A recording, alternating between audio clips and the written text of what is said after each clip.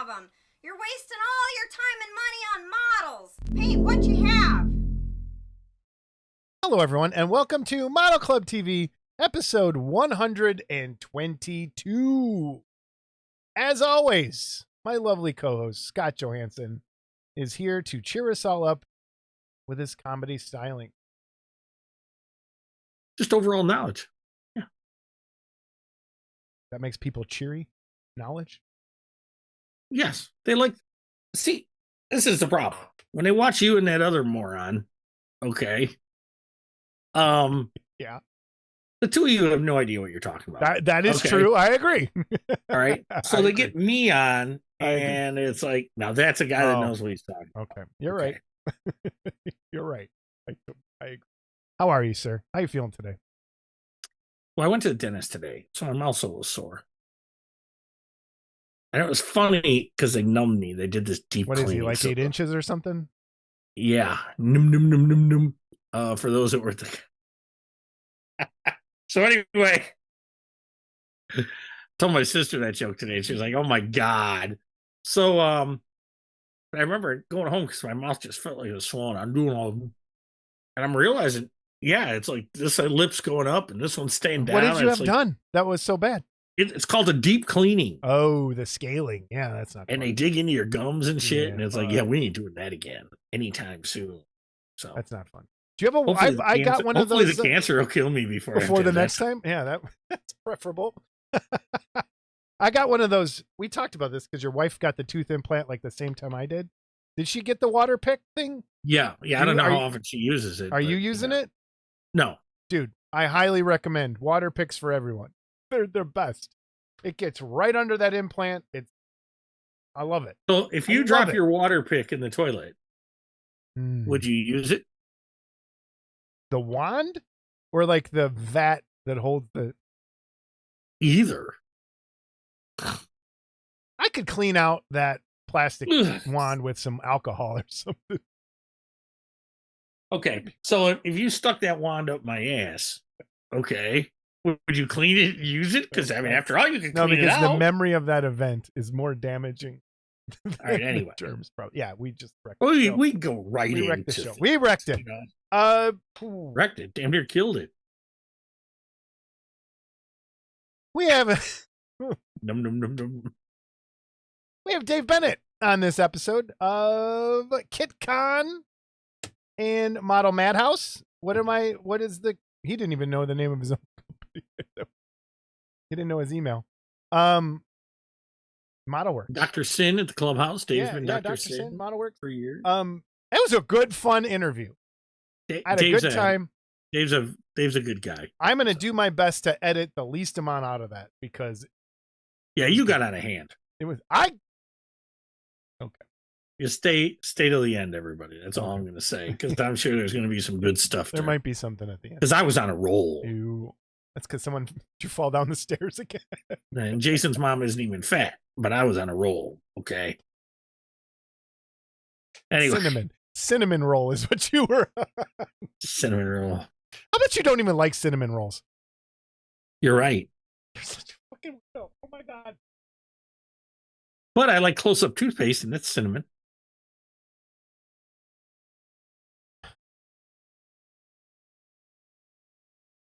We had a barbecue. Can you even spell cinnamon? Probably. C-I-N-A-M-O-N. I don't know. All right. That'll be one of our trivia questions. How do you spell cinnamon? And Paul will be there with his big fat fingers trying to type, going, "Well, I was first. I can't help it. My fingers are fat." And we had a barbecue. We did have a barbecue. Thank you to you for hosting. Thank you to Joanne for helping and all she did. That was fantastic. And thank you to everyone that made the trip near and far. Thank you. We had a blast. It's a really good time. I have some pictures that some people took. That I'm gonna put up. Get that up. First up picture. Let's identify everybody. So let's start with that. Yeah, let's try and get some identification. This is Trixie. That's Trixie the Wonder Dog. Yep. And shedding Trixie right decided. You can see the shedding, right? Every time Trixie wanted to get up, or someone got out of their chair. Trixie was in their chair. She was so funny. All right. Picture 2 is really dark, but that's Jamie and my friend Jim in the dark right there, and Joanne. And in the background, you can see Scott's garage full of kits. Well, wait, who's in the pink? Is that Lois in the? No. That's Jamie. Yeah, that's Jamie. Oh, okay. That's the they're voice at the exchanging beginning of the numbers show. right there. Is she Yeah. putting your nose? Well, she might be. All right. And Okay. Jim's looking at his wiener, and No, Jim's looking at my wiener. I was sitting across the way. Anyway, go ahead. Okay. All right. We'll get to a more clear picture. So this is Scott's backyard. People talking. There's Roy in the green. We have better pictures that can identify people. Hold on. Yeah. All right, here we go. Go around the here table. we go. You go. You go. So we have the old guy, the white hair, Greg Damian. He's the elder statesman. He is. And then we have Jamie Sy, came from Ohio. Then we have Jason standing there in something other than a black shirt. That's wearing my America shirt. And there's Dave Horvath taking a picture from that side. We'll have better pictures of him. And then we have Roy Kershaw sitting there on the end with his Man Thing shirt. And we have the Gerkeys, Chris and Rachel Gerke. Roy cut his hair. He came from Eau Claire, Wisconsin. Yeah. Yes, Roy cut his hair. He looks respectable. Like he looks like a non-rock. Okay. And then here we have pretty much the same people except for there's Jamie. Jamie got in there. Yep. Eating like normal. Mm-hmm. And then there's the Gerkeys, and to the right of the Gerkeys is Randy Van Dyke. From Michigan? We covered Wisconsin, Michigan, Ohio, Indiana, Illinois. And Florida. Right? And Florida. So, and then next to Randy, there's probably a better picture, but it's Dan Sherney that showed up. Yeah, there's going to be a better. This is a blurry campfire picture. Yeah, look how fat that guy in the gray shirt is. Oh, that's me. But that's Dan Sherney next to me. Dan. That's Dan Sherney next to me, and then that's Jim next to me, right? And Jamie Sy. And Jim had never heard "Rob My Ass of a Fart" either. Okay, so wait, what picture are you on? The fire. Oh, you're still on the fire picture? Oh, okay. Or is that you? No, that's Jim. Is that Jim? And you next to each other. Okay, I thought Jim was there. And Dan. Oh no, Jim was on the other side of Dan. That's I was on the next picture. There's a better picture of Dan Cherney. Okay, yeah, there's Dan Cherney, Jason Walker, Jamie Sy. I look really fat right there. Man, I got to lose some. Pretty pale. I'm fine with pale. It's my peaches and cream. Dude, and I'm Dan not Cherney. pale. Wait, time out. I am not pale. Okay. It is my peaches and cream complexion. I foster that. I work. Ooh, look at the Goonie eye. Look, the Goonie eye. Look, the Goonie eye. Wait. Which picture is this? Okay. I have a picture with Mark Worthling's face being blocked out perfectly that Shannon took by the bird feeder. She can't even stand to take pictures of her. But I want to say something else about this particular photo. I'm sitting on the stairs. You can barely see, but you can. I can see a roll. So this is the point of the picnic where we were discussing the kit that Jamie had printed for Gil, Mondragon. Yeah. And Gil's so that's Gil right there. Identify Gil, please. Identify Gil is holding the kit with the white Ursula hair. And so we're talking about the kit. So how many of us are there? There's Jamie, me, Gil, there's 4. Jim's there 5, Roy's there 6, Greg's there 7. We're all talking about this kit. And some freak blurts out of nowhere, "Hey, did anybody see the guy jerking off at the Coldplay concert last night?" Okay. No. Corn concert, whatever. Corn. Had nothing to do with the conversation. No segue in. Okay. And it's like, and of course I had to call him out and go, "What are you doing?" Okay. What was going through your mind in the middle of this model the video of the guy at the corn concert that you're worried about the guy jerking off? It was hilarious. All right. Anyway, here's another fire picture. We have the Horvath, Dave and Lois, Chris and Rachel, Joanne, Jamie's hand. And there's And, Jason, yeah, there's me and the again. back of Chris, and the back of Randy. Look at this sweet picture, though. You and Lois. That's Lois. That's This poor Lois. That's woman. my honey. Poor woman. Lois is all, man. I'm all about Lois. Okay, Lois. Jesse, take this if you're watching. That's my friend Lois. Okay, you can't have her. She's my friend. Okay. Then more garage pics. We have, Yeah. So anyone we that do have a doesn't picture know, of Vincent Simonelli. So if you ever see Vince is in this picture here. yeah, and Vince had to go home early to celebrate his birthday. Happy birthday, Vince Simonelli! But and everyone can see too the garage pics. You know, a few of us brought model kits to sell and stuff. We sold a few things here and there, so you know, that's always open to do at the barbecue. That's open to do at the barbecue. If you skip ahead a little bit, there's a great shot of Mark Worthing looking terrible at his phone, which I absolutely. Oh yeah, yeah, and it's like, yeah, there's Lois mid bite. I'm sure she's gonna love that picture. Yep. Yeah, there's Worthling looking really interested. Yeah, I'm glad I came up from Florida for this. Okay. So, and then there's me and Randy, and telling him what you did at last barbecue, getting grease all over my deck. There's a nice shot though of everyone eating. Everyone seemed to enjoy. Yeah, it was good.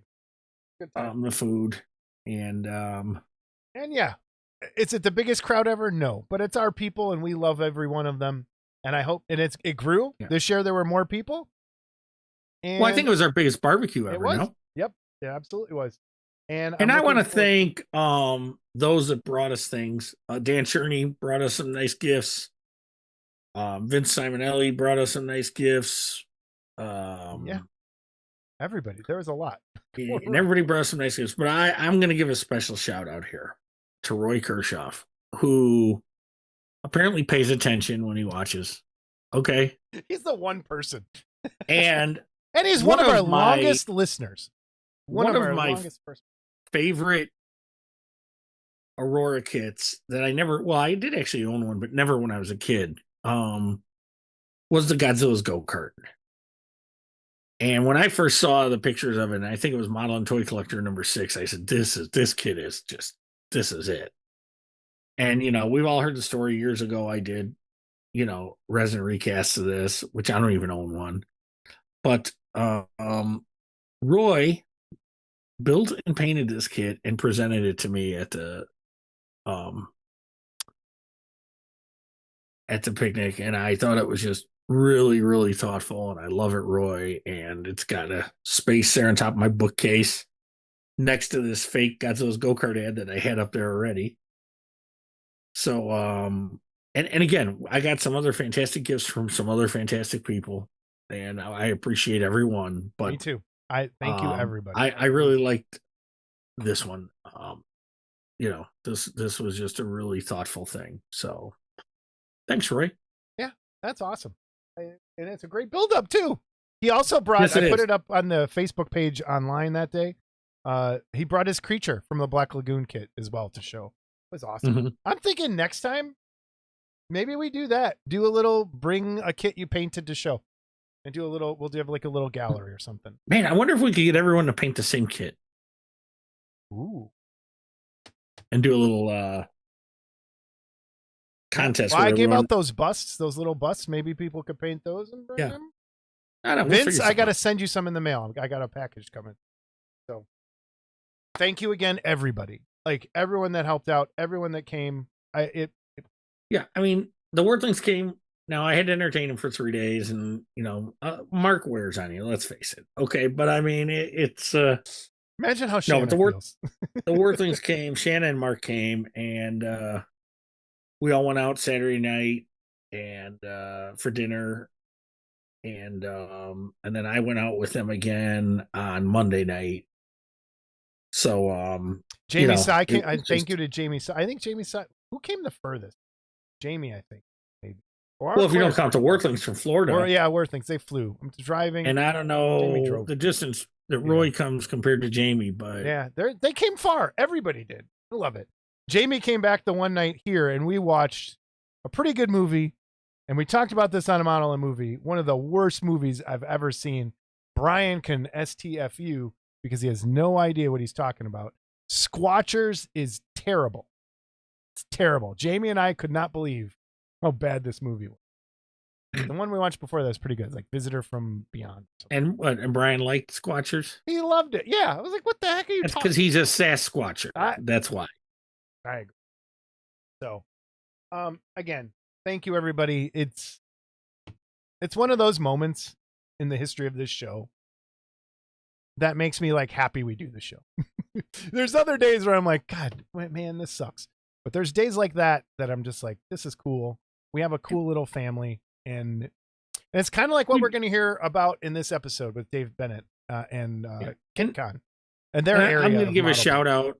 You know, Randy Van Dyke's been through a lot this summer, and he still managed to show up, and it's fantastic. It was just fantastic to see him here and laugh and have a good time. So, and I want everyone to be aware, Randy gave me a ginormous stash of kits to give away.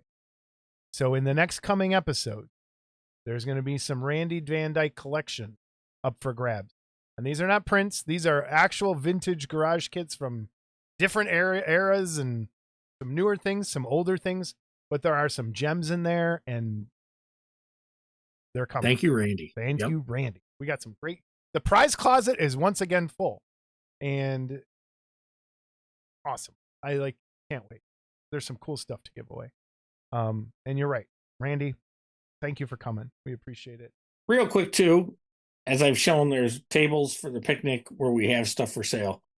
One of the items I have for sale in there is a Charlie McGrady Flea Rider kit. And we think it was one of our listeners that was looking for this as a grail. So it is still available. If anyone's interested, get a hold of me. I can't remember who asked me about it. And I think the message or the email probably got deleted. So if you were that person, please, let's do this on the honor system. I want it to go to that person that asked me about it. I didn't know this was in the stash at all. So please, if you were that person that reached out to me to ask about the Flea Rider, if you hear this, kind of prove to me it was you. It'll jog him. If you have the old email, show me it or something. But then after that, if we can't get a hold of this person, Scott. Well, what I'm going to do too is I have a lot of things for sale that are a friend of mine's that I've had. And I think what I'll do is maybe I'll do a separate where you can just put all the pictures up as a gallery, and we'll put prices on them, and then people can contact me for it and just call it a little Model Club TV sale before they go to eBay or anything like that. And we can put it on the Facebook page too. We can do that. Yeah. We'll so, and I'll make an announcement about that Flea Rider on there as well. So there you go. All right. Do you have a picture of the Flea Rider? I might. I grabbed some. It's not great. It is a very rare kit, and I know I paid I think $350 for it when I bought it. So you're doing $250 was what the ad said when I found Okay, $250. Okay, $250. But I believe. Let's see. Back in $1998. Again, everyone, just so everyone knows, these are not my kits, so I'm just selling them for someone. But they are in my possession. And let me see.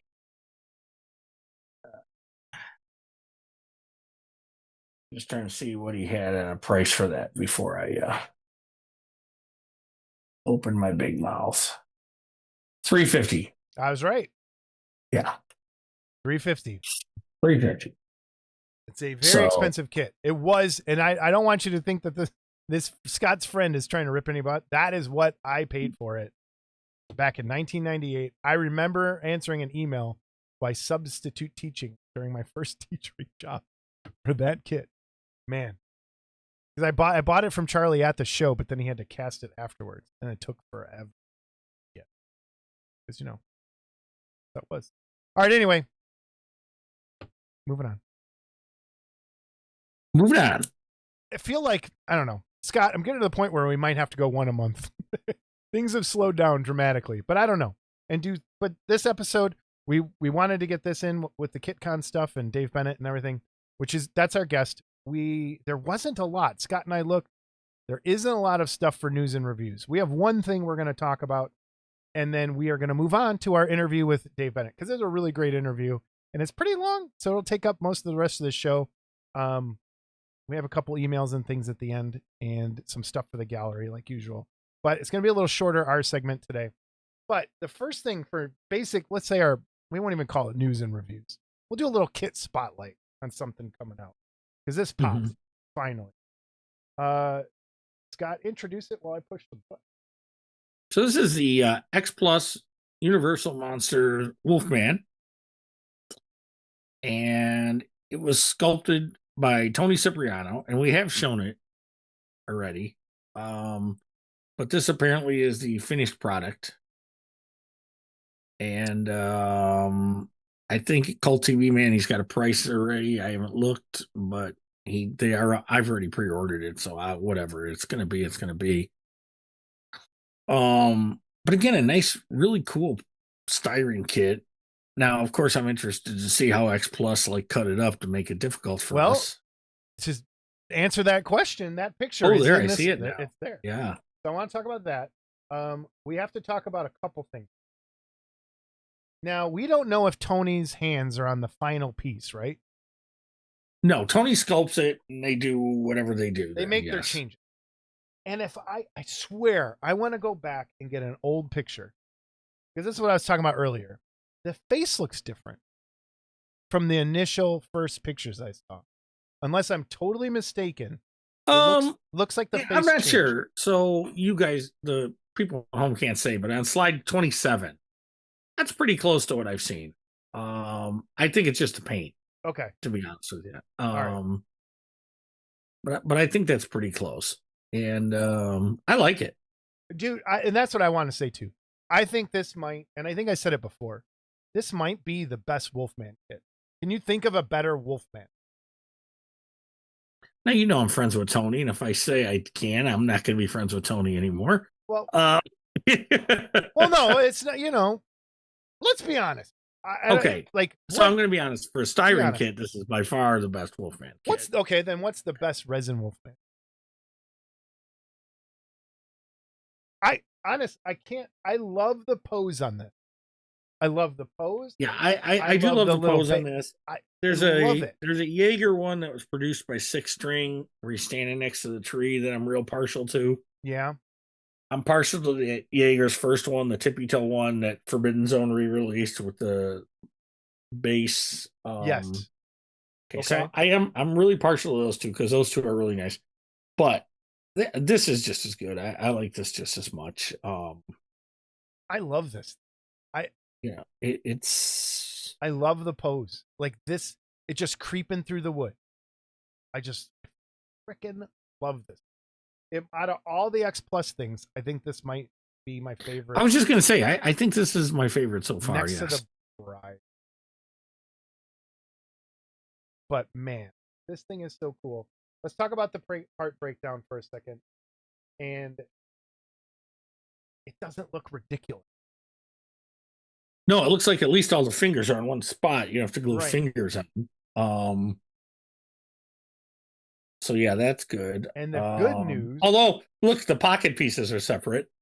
But whatever. I get that. That was probably like an undercut or something weird. Yeah. And I saw somebody.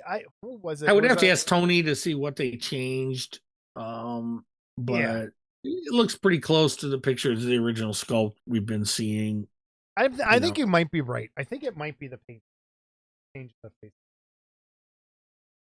Because I think my favorite likeness on a Wolfman is the one I did that was the XL Facto, where he's chasing the bat. Yes. Off the ledge. And that was a different makeup, though. Yeah. See, that was a different makeup. That makeup in Abbott and Costello Meet Frankenstein was similar, but not the same as in the Wolfman movies. And a true Wolfman fan and I wouldn't even call myself that diehard of a Wolfman fan. But there were 4 or 5 movies the Wolfman was in. So it was the Wolfman, Frankenstein meets the Wolfman, House of Frankenstein, House of Dracula, and Abbott and Costello meet Frankenstein. And I believe Abbott and Costello meet Frankenstein. Bud Westmore did the makeup. It wasn't Pierce anymore. Okay, so it was based on the Pierce look. But if you look at that kit, I don't think same. it looks like that. I think it looks like the original. Mm-hmm. You have to put up a picture of it. I have to find it. We'll talk. Can find maybe it. For next episode. Maybe we'll do some. You know what? We haven't done that in a long time either. Maybe we do best Wolfmans, like Wolfman Spotlight, and show a bunch of Wolfman kids and get pictures. You know what? I'm calling it. We're doing that episode.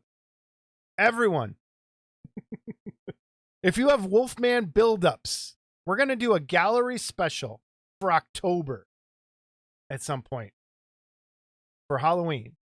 Send us your Wolfman kits, your build-ups, anything Wolfman related kit-wise for the gallery. We'll do an all Wolfman gallery, and then send us your, like, if you have like emails, your favorite Wolfman kits, we'll talk about that. Let's do a Wolfman special. Put the kit info in there if you can, because yes. I might, as much as I know, I might not know. And you know what? You probably have a lot, right? Yes. Maybe I'll come over there and we'll do a what's in the bin sort of thing and just look at some Wolfman kits. We'll do like a Wolfman special. Sure. Or maybe we'll aim it for when this comes out, like around there to celebrate. I don't know. But let's do that. Start sending me Wolfman stuff. I'll save it. We'll start a folder and we'll do that. I think that'd be a cool episode. So let's talk about the controversial part of this kit for me. Yes. Yeah. Okay. Tony, I love you. And don't get me wrong. So included in this kit is going to be this fog piece. Okay. I'm not sure where I am on this. Now, clearly you can most likely build this kit without attaching this piece. So yes. So if you look at it, if you look at the part breakdown, there's a part picture of just that piece.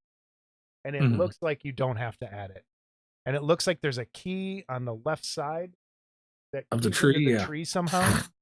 So you could probably just fill that and not use it, which is probably what I would do. Yeah, and I'm not saying it's... I like the idea. It's just one of those ideas that's hard to execute. Like, exactly. Like if you do the creature from the Black Lagoon and you put the water up top, above them, it's a cool idea. And I've seen a lot of Jaws kits now that are doing this with the shark and the girl half in the water and half out of the water, and it's really hard to execute that right.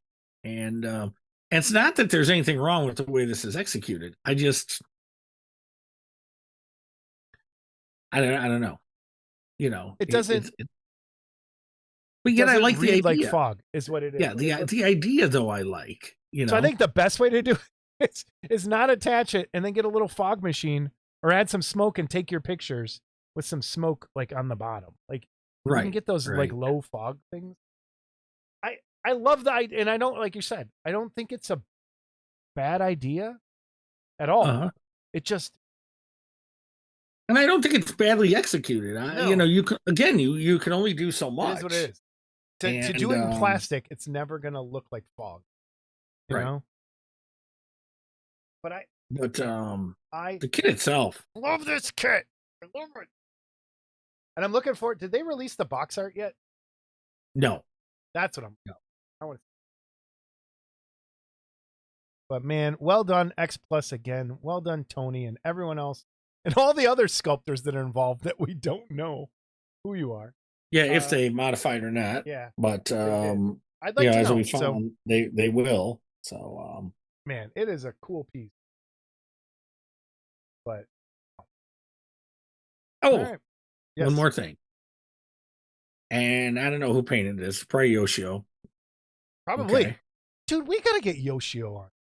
But notice the Wolfman's face is not flesh colored. Okay? That's another question we should have with the Hulk question that I always ask. Yes. Oh, I went too far. That's the cut. For people who are wondering, That's the Wolfman's face. That's what it should look like. So mine, I think I even did a little darker than, but man, I love it.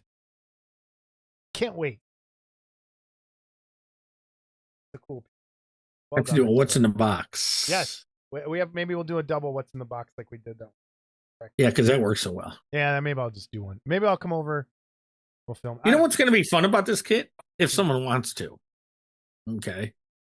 If you wanted to leave the fog off, okay, you could do that forced lighting. It looks like they even did it with the fog on here. You know, on the tree and maybe on the front of his pants and stuff. This is what I saw someone complaining. And if you watch the show and you're this person, I'd love to know your reasoning. And I kind of get it. He was complaining. He said, I wish X Plus would stop making the nameplates attached or without nameplate because they know who the character is. Which I never knew that was a thing, that like there was an anti-nameplate crowd and there's a nameplate. Oh yeah, crowd. I did. I didn't know that at all. Yeah, I did. Okay. I did. I'm a nameplate fan. I like the nameplate. I like a nameplate unless I get it too. You don't always need it, but it's still cool. So, but plastic kits that are Aurora style, you should have a nameplate. Oh yeah, you got to have the. Sorry, I was picking a scab in my elbow there. You're the most attractive human being on the planet. Oh. You know, that's what my wife says too. I don't think that's what she says. So that's how I interpret it.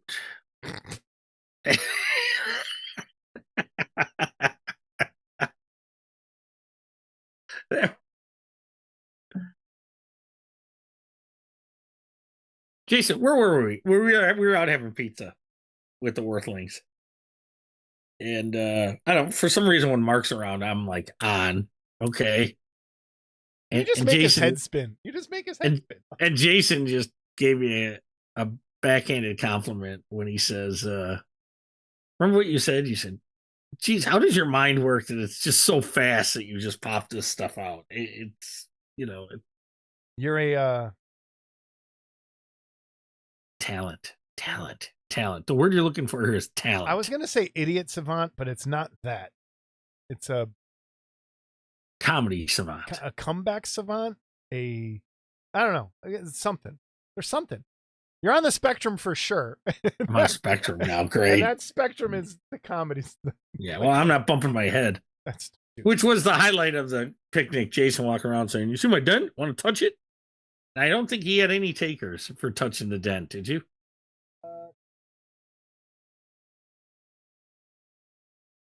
Yeah, look, I can't even hear you. I'm so glad I can't hear you. Don't bump your head camera. Back. I don't know. It's right here. No, it's too far out, but it's right there. I should have Tony draw a picture of you with a big dent in your head. I have a dent. That's how I'm gonna live the rest of my life. Dent it up. How did it come All to right. this? Let's get on to Dave Bennett for crying out loud. Introduce him. Here we are to talk about KitCon and his own model kits, Dave Bennett. All right, we are back with Dave Bennett. How are you, sir? I'm good. How are you guys? We are, well, I don't know. Great day to be alive, Dave. Yes, we'll leave it at that. Of Model Madhouse and KitCon, the upcoming new model kit convention. So, where do you want to start? KitCon or Model Madhouse? Either one. KitCon's fine. We can talk about that first if you want. So that'll be the first thing on the list. First thing I want to get to is, where are you at? What part of the country? What's going on? Where are you, sir? I live in the Piedmont of North Carolina in Raleigh, right? It's kind of dead center of the state. Okay. About 2 hours from the coast, and it's a nice flat area. Any hurricanes coming? None that I can see. When we generally don't get them. We've gotten a few over the years, but they usually die out when they hit the Outer Banks, and they just come in here and drop a bunch of rain. How long have you been in the hobby? How long's Model Madhouse been around? And how long have you personally been building models? Oh, well, now that even goes back further. I was a monster kid. You know, I grew up building the Aurora long box kits. And then for whatever reason, I got rid of them and built them again when they came out in the square boxes. And, then you go through that part of your life where you go, I don't build kits anymore. I'm an adult, and you move on to other things, as a kid. And so back in the early 90s, a good friend of mine handed me a Screaming Werewolf kit, the big vinyl one. Yeah. And I had no idea this stuff was out there. I had been out of the loop, but he knew me as we'd grown up together. He knew I loved the monster models. He found that somewhere and gave it to me. And I was just like, wow, this is so cool. I was hooked. And so I pretty much dove into it head first, 90, 91 or whatever that period was. And I started hunting down everything I could about vinyl kits. And then it led me to the garage kits and the toy magazine that Terry did. And then I heard about Chiller, and so as soon as I found out about Chiller, I made my first exodus up to Jersey and went to a Chiller show. It was when they were at the college. It was in their gymnasium, and the show was in the gym at the college. And so I went to that one, and I actually took a video camera. So I videotaped this early Chiller show that I'm trying to find somebody to transfer over to DVD so I can put it over. Can you do that? So is it on VHS? Yeah, it's on VHS. I have a thing that I can transfer VHS to make MP. Yes, we can do that.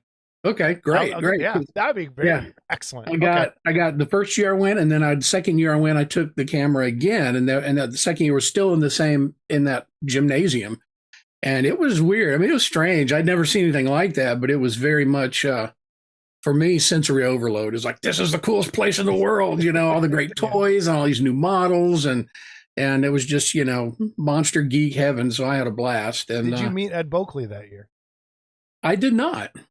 I did not. I didn't actually. I don't think I actually met Ed until it moved to the Hilton. Okay. I think wasn't it at the Hilton? I think that's where it was. Anyway, yeah. So I started going every year, and then when Chiller cranked up to twice a year, I was going twice a year, making that drive up 95. And I was going to the spring and the fall show, and buying kits and seeing all the kit dealers, and I was just way into it. So how long a drive is that? What is it? Up there for that? I mean, if you look at the GPS, it says it's 9 hours, but it takes about 10 by the time you stop and get through it all. But it's it's straight up 95. It's, if you want to call that an easy drive, it's fine till you hit DC and all that garbage. Yeah.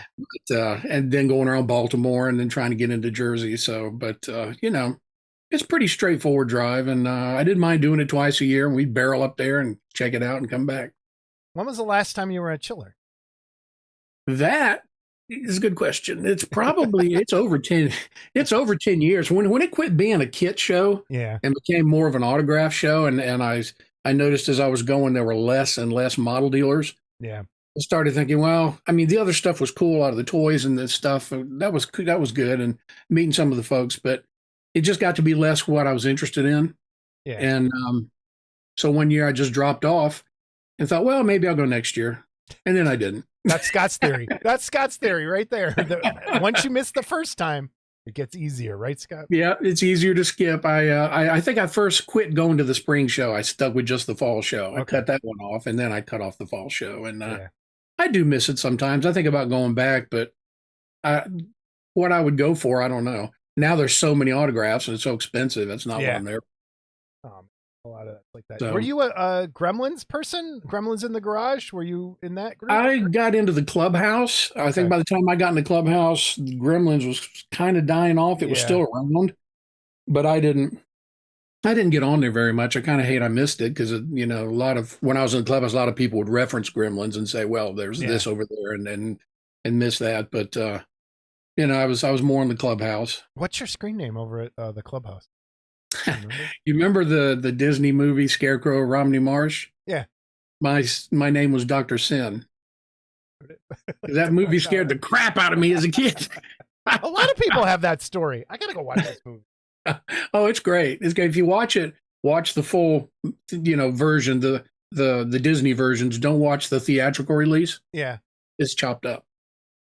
I'm waiting for Disney to bring back when I had Disney Plus for a minute. I want to see Something Wicked This Way Comes. It has not been on Plus. It hasn't been. That was one of those things I watched as a kid all the time. It terrified me. That movie was. Yeah. Yeah. Disney had some good ones back then, back in the day. Even Witch Mountain. I've talked about this on the show. Witch Mountain made me afraid of animated clothing. There's that scene where all the clothes attack the kids. Yeah. That was the most terrifying thing to me in the world. Like, still.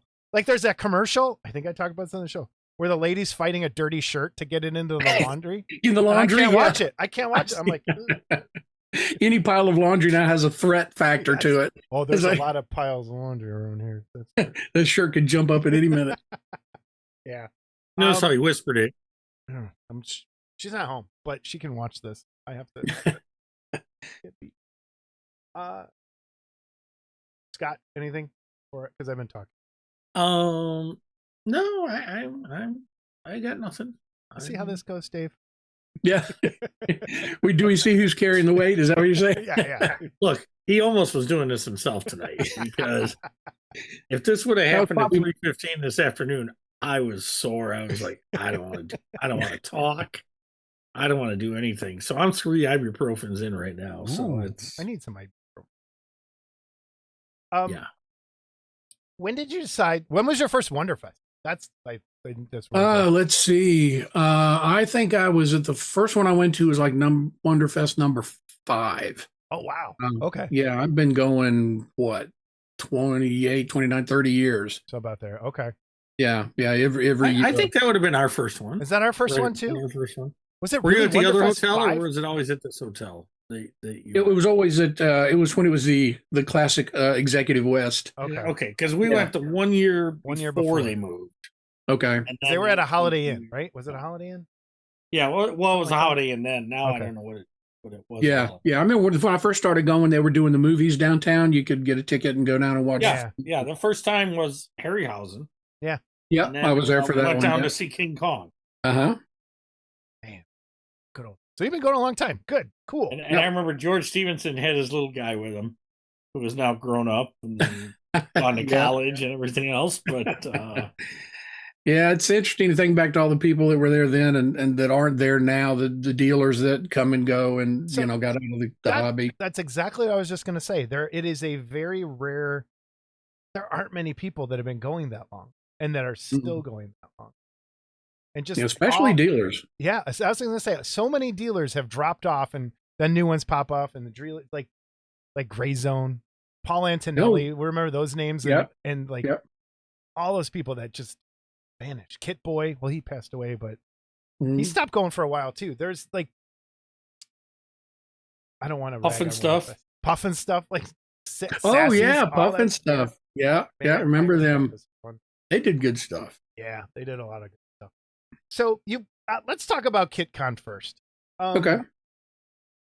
You've I don't know how to say this without sounding jerk. No, it's fine. Just go ahead. Just blurt it out. Well, yeah, blurt it out of your pie hole and let's see how it sounds. So all of us sit around and bullshit and say like, hey, wouldn't it be cool to do a show here? And we all have this conversation at some point. And then we all go, no fucking way. This is the dumbest idea we're ever going to do. You're going for it. So how did this start? When was the first conversation? Walk us through this madness. Take us on a journey. Okay. Well, obviously I'm a Wonderfest fan. I go every year. And when Jersey Fest and Resentopia popped up, I thought, oh, well, I'll give those a shot. But for whatever reason, it didn't work out that I could ever go to those. So I missed the however many Jersey Fests there were, 5 or 6 or whatever. And then there were like 2 Resentopias or something. I never made it to any of those, and I was kind of kicking myself. But I was satisfied to keep going to Wonderfest. And so then, Resentopia falls off the charts. And then we had the off and on Jersey Fest with COVID, shutting it down and coming back. And when it came back, I thought, oh, okay, well, let's see if it gets rolling. And it did. And then it finally I heard through the grapevine that it had died off. And this rumor went on for a couple years. Each year it was like, will there be another Jersey Fest? So as long as there was a hint of a Jersey Fest, I just sat back and didn't do anything. But then when I finally heard that it was officially done, that conversation popped up again. People were going, and it was funny because people kept coming to me going, you should do a show, and I'm like, why me? Why doesn't somebody else I do bet I it? know that person's name, but I'm not going to say it here. We'll say it when we're not recording. Yeah. So I kept getting all these people, saying something. And let me back up and give one preface. I started a model club here called ModelWorx in Raleigh. We started it in 2010. So we've been running about 15 years. And it's a group of people that do sci-fi, horror, fantasy. We do so a couple of guys build some armor and that sort of stuff. So we have this club, and we meet once a month. And then that conversation started at the club meeting going, hey, Dave, you should really we should do a show. And so I said, yeah, all right, I've heard that before. And so I decided, okay, tell you what, if you guys will help me, I can't do this alone. So if you guys will help me, I'll consider doing a show. And so, of course, they were very enthusiastic. And they said, yeah, we'll help you, whatever you need. So I think I've got staff. The operative word here is staff. You'd think, you don't know until they're there. But so I've got some people to help me run the show. And I kind of got thinking, location wise, we're in a good spot. We're kind of, if Wonderfest, this is backwards on you. If Wonderfest is over here and Jersey Fest and all everything was up here, and it was 8 or 9 hours here and 8 or 9 hours here, triangulate, and we're like 8 or 9 hours up from Florida. I'm like right in the middle. And I thought, well, it's a good location. We have mild weather. We never get snow. We get snow, everybody panics. So, we don't have weather to worry about. It's really mild. It's Raleigh's in the middle of just a huge, there's medical, there's all kinds of stuff going on here. Mm-hmm. And so the population's pretty heavy. And there's a good model presence through IPMS and stuff, a lot of chapters around here. And I got thinking of everybody that we had in the area. So we're going to do some name dropping here. We got Rob Rotundi. He lives like 30 minutes from me here. He's in Raleigh or Youngsville. I'm sorry. Chris Wooten's right down in Charlotte. Dan Garden's down in Charlotte. Sean Kyle is here in Raleigh. Let's see who else. Crazy Joe. Crazy Joe's in Charlotte, and that's right. Oh, how could I forget Lou Dalmaso with Aztec Dummy and all the maskings and stuff he does for all the spaceship kits. He's here in Raleigh. He's all there. These guys are all part of the club, most of them. And I thought, we have so much talent here. This is kind of like another little hub of the resin community that it just seemed like a logical choice. Yeah, cool. And so I decided, all right, I'm gonna take this plunge, and I have, again, backing up. Back in '94, I did a sci-fi horror convention called Creature Feature, which was really sort of like a chiller thing. We had the movie stars, all kinds of dealers. I had model dealers, but that wasn't the focus. We had Scream Queens, and all that stuff. I had Pinhead here, and I had some Star Trek people here, and so I did that convention then. And I had a great time. I had a blast, a lot of work, but it was fun. So I thought, okay, I did a convention once. I can try again. Let's see how this one goes, And the problem with the Creature Feature is funny. It was '94, just before the internet, and trying to get the word out to people back then in the dark ages was so difficult. Yeah. You ran ads in Fangoria and stuff like that. But now with the internet, I can reach everybody. So I thought, well, this is going to be a lot easier. So, I have been able to spread the word, and you guys helping and anything we do on social media. So I've gotten some pretty good response, and I decided, we're going to try this. And if it works, we'll do it again next year, and we'll just keep going. Very cool. So you changed venues early on. Yeah. What's the story there? What changed your mind on that? I tend to be a kind of conservative guy. So when I first started going to put this together, I started looking for a venue that was relatively close, that was a nice facility, but was smaller. Because I thought, well, I don't know how many vendors I'm going to get. And so I locked into one of the nice buildings out at the NC State Fairgrounds. I had the whole building to ourselves. And I did some layouts for tables and demos in the contest and everything. And I had it locked in. They reserved it for me. And then I got thinking, there's just not a lot of room here for vendors in the contest. And if it does well, if it catches on and we get a good attendance, I'm going to run out of space. So I decided to go ahead and pull the plug on that and step it up to a Hilton, put it in a hotel, a nicer space with more space to spread out and have more vendors. So I doubled the number of vendors I could have, and I decided to go ahead and try, step it up. The whole thing at the beginning was just trying to keep budget under control, but I figured, you know what, you got to do it right. So I decided to go for it and take the plunge. So, what's your current? How are you doing as far as selling tables? Are we doing good? I've got 2 vendor tables left, but I have an option for another little annex room that'll hold another 5 or 6 vendors if I need it. Okay. But I'm pretty much sold out at this point. Well, like I said, I still got 2 or 3 left. And one I'm reserving if I decide to bring in like a guest or somebody, guest person in the hobby that I could put at that table. But if you can have a table. I'm just teasing. You don't want to. And if I don't end up bringing somebody in, then I can sell that table. But it's been pretty good. Good. So now you decided to do just one day, where a lot of these shows are 2 days. Yeah. Yeah. And sometimes they have 3 days. They have a day lead-in day with classes and stuff. I'm sure cost has something to do with it. You're only renting a room for 1 day as opposed to 2. Yeah. And then I would also venture a guess that any show I've ever been to, the first day is the busiest day.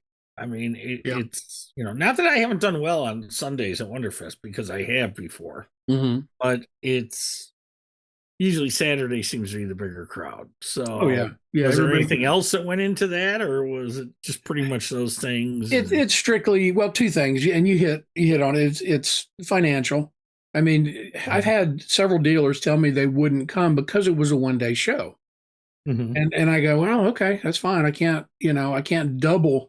I mean, my cost would actually double across everything. They won't cut me a break on the room space for another day. It's still the same rental. So, I can't double and get into the thousands of dollars of rental space just to add a day that I'm not sure would benefit anybody.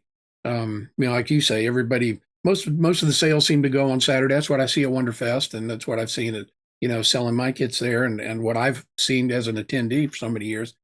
And Sunday's just kind of hangout day, and those last minute bargains, if you can find them, because nobody wants to take a kid home. So it's a 1-day show, and I go to a lot of the IPMS shows. And granted, it's a different animal. It's not the same kind of show, but when I can go into an IPMS show and that's a 1-day show, and they have, 500 people coming in the door, then, I feel like a 1-day show can draw if the people are willing to, to just do it, just get up and go do it. So I decided to stick with one for that reason. And the other reason is it's the first show. I don't know what kind of attendance I'm going to have. I'm kind of out on a limb here, and I'm hoping that, the community and folks will come. But, if they don't, I'd rather be stuck with 1 day than 2. I think you're right. You have a nice little community around there of people that can make. So you're at the Hilton now. Yep. And just so people know, I've talked to you and stuff, but and Rob, the Hilton is not far from the airport, correct? It's like a 15 minutes. Yeah. Yep. It's Uber or taxi or whatever. Yeah, it's an easy to get to, because the Hilton's right off one of the main loops around the city highway. So that is a good question. Wait, it's an easy taxi ride from the airport? Yeah, maybe. Uber, I think it says like 15 minutes. Yeah. Okay. All right. Cool. Yep. Yep. And it's it's real accessible. And I was gonna say no shuttle. I know there's no shuttle. I did ask that one, but yeah, I asked the Hilton about that. I said, "Come on, guys, can you hook me up with a shuttle?" They said, "No, we don't have one." I said, so maybe next time. That's okay. I mean, it is what it is. Well, and see, and I got a feeling we're kind of going to grow on a grassroots level first. I can't. I'm not trying to design the show around the majority of my attendees flying into town, because I don't think that's going to happen. Yeah. Well, I'll just tell you right now off the bat, I started looking at flights and stuff the other day. It's there's only 3 flights that are about $200. The rest are 3 and 4 one way. Yeah. So it's like, if I can sneak that one flight that's 200 like each way, but I think most people are probably going around there. But if you're in the area, awesome, easy show to go to. Yep. We're going to next year.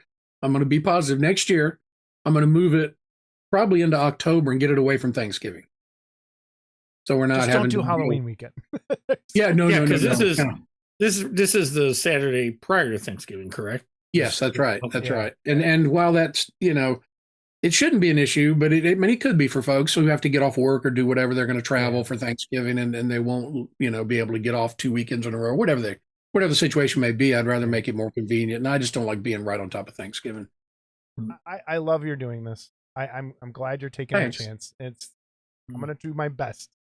And we've thought about it here. Yeah. Okay, you told me you guys had talked about it. Yeah, we haven't even gone to the research. Now, there used to be a Chicago show. What was that called? It was Resin Heads, and then it was Kit Builders. Okay. Yeah. And is that the one Dan did, Kit Builders? Yep. Well, no, Dan didn't. Well, no, the Kit Builders show Dan did was in St. Louis. Yes. Oh, okay. That was a one-time thing, and I actually did go to that one as well.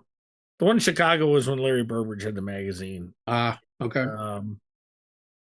It wasn't a bad show. I mean, it wasn't, it was a fun little show. Now, it was easy for us because we were an hour away. I love that it was right. It was so But but the thing we had going for it, and like you mentioned, the Chicago area, you had people coming from Wisconsin, Minnesota, Iowa, Illinois, obviously, Indiana, Michigan. You were right in that corridor there. So, we've talked about it, but it's... Was it well attended? The first couple it years. started out well attended. Yes. But I think what happened, they started then to do two a year. Oh. They would do one in September, they'd do one in the fall and one in the spring. It's almost like they went the same way as Chiller. They went 2 a year and then became more of an autograph porn star show. Yeah. And so it got a little sleazy. And then I believe it was the last show they had. It was in March. And the night before the show, they got hit with a snowstorm that dumped about a foot of snow. Yeah. And so that dealer room was, dealer-wise, empty. So where you'd have row and row, they had big islands, Mm-hmm. And that's the problem with the Chicago show is you have to do it spring, summer, kind of like March is almost pushing it. Because if you you get hit with that weather issue, it's over. And I think they were doing, like you were saying, September, October, and that was always good. Yeah. But when they threw that March one in and they got hit with that snow, I think that was the end. I know there were a lot of other things going on, hobby politic wise, but overall, I mean, I liked the show. It was just I really liked that show. It was a good time. I really liked that show. It had another model. Let's talk about that too. They had a model contest. You're having a model contest. Let's talk about that for a second. Okay. Well, we're doing it. We're kind of treating it like the Wonderfest. It's sort of open judging, like AMPS does too. Okay. We have a judging criteria set up where we'll be judging on the work you put into the kit. And there can be multiple golds, multiple silvers, multiple bronzes. Since it's our first show, we are going to kind of limit the number of those we can do because, we've got to buy all the awards and all this. It's strictly a financial decision. Yeah. But we didn't want to do a first, second, third per category because, then I really feel like if you do that, you're judging Bob's kit against Jim's kit and you got to make a decision. And that doesn't mean one's better than the other. They both could have put in the same amount of work. And so we want to give credit where credit's due. And give, do multiple golds if we see them, if they meet the criteria, just like Wonderfest does. Is there a kit limit for people, just so they know? No, we're doing as our entry, you get so many per your main entry and then a few dollars extra for each one. Okay. And so you can bring as many as you want if you want to pay to enter. Yeah. That's cool. Yeah. Very cool. Did you look into like celebrity guests and all that kind of thing? How crazy is that to try and get like well, you wanted to have Doug Bradley come back, Pinhead, to do something like, cause you did it for your other show. Like, how do you even approach those people? Well, Like, for you have to- back then, for all those guys, for Doug, I just went through his agent okay. and got him over here for that. And when I think about the fees back then and what the fees might be now, I don't. Nuts. I know. Yeah. And what I wanted to do was I really wanted to find someone that ties into models, ties into the community of what we're doing. I don't want to Yeah. bring in, an actor who's never been in a movie that had a model kit made from him. It's like, why are you here? Yeah.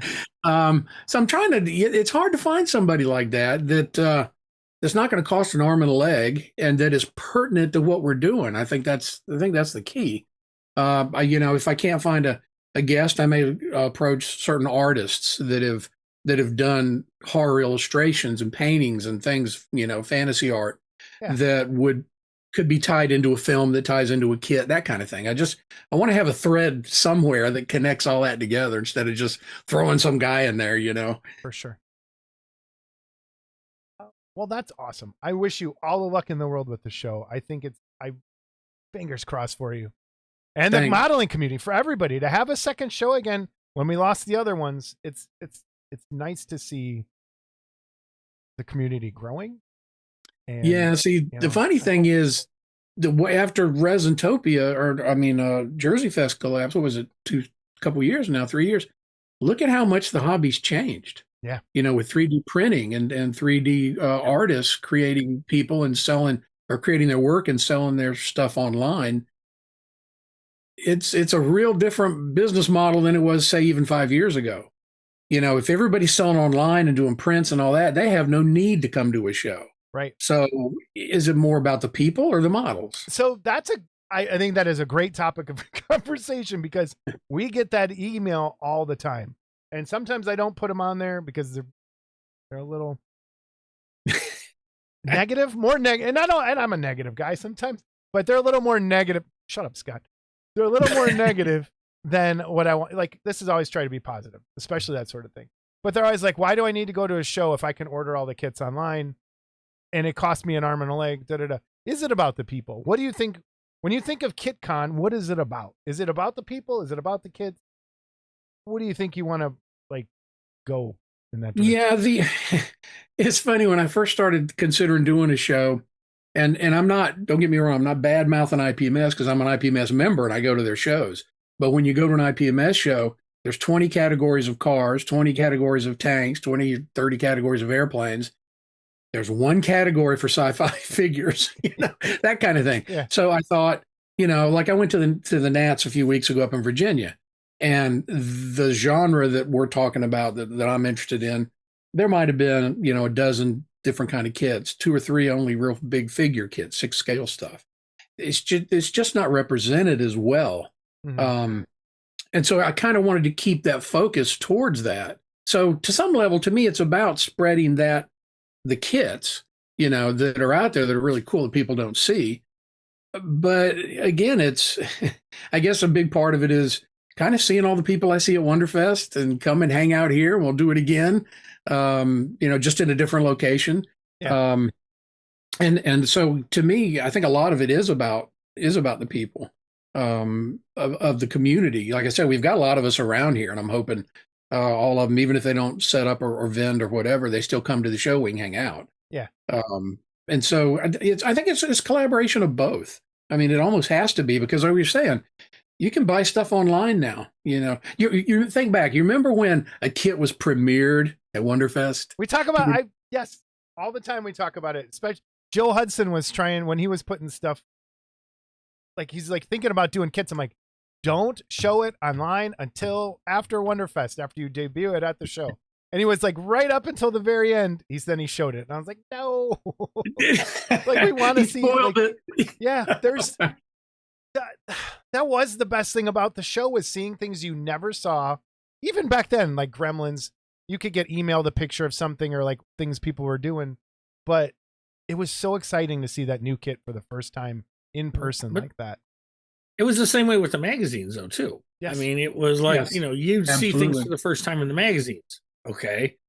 Or you'd see the ads the puffin stuff. I remember the puffin stuff Puff stuff. ad. You're like, and, we're getting that the It's puffin stuff like, mailer. That you man, got. I couldn't wait to get the magazines to look at the ads. Who's selling what?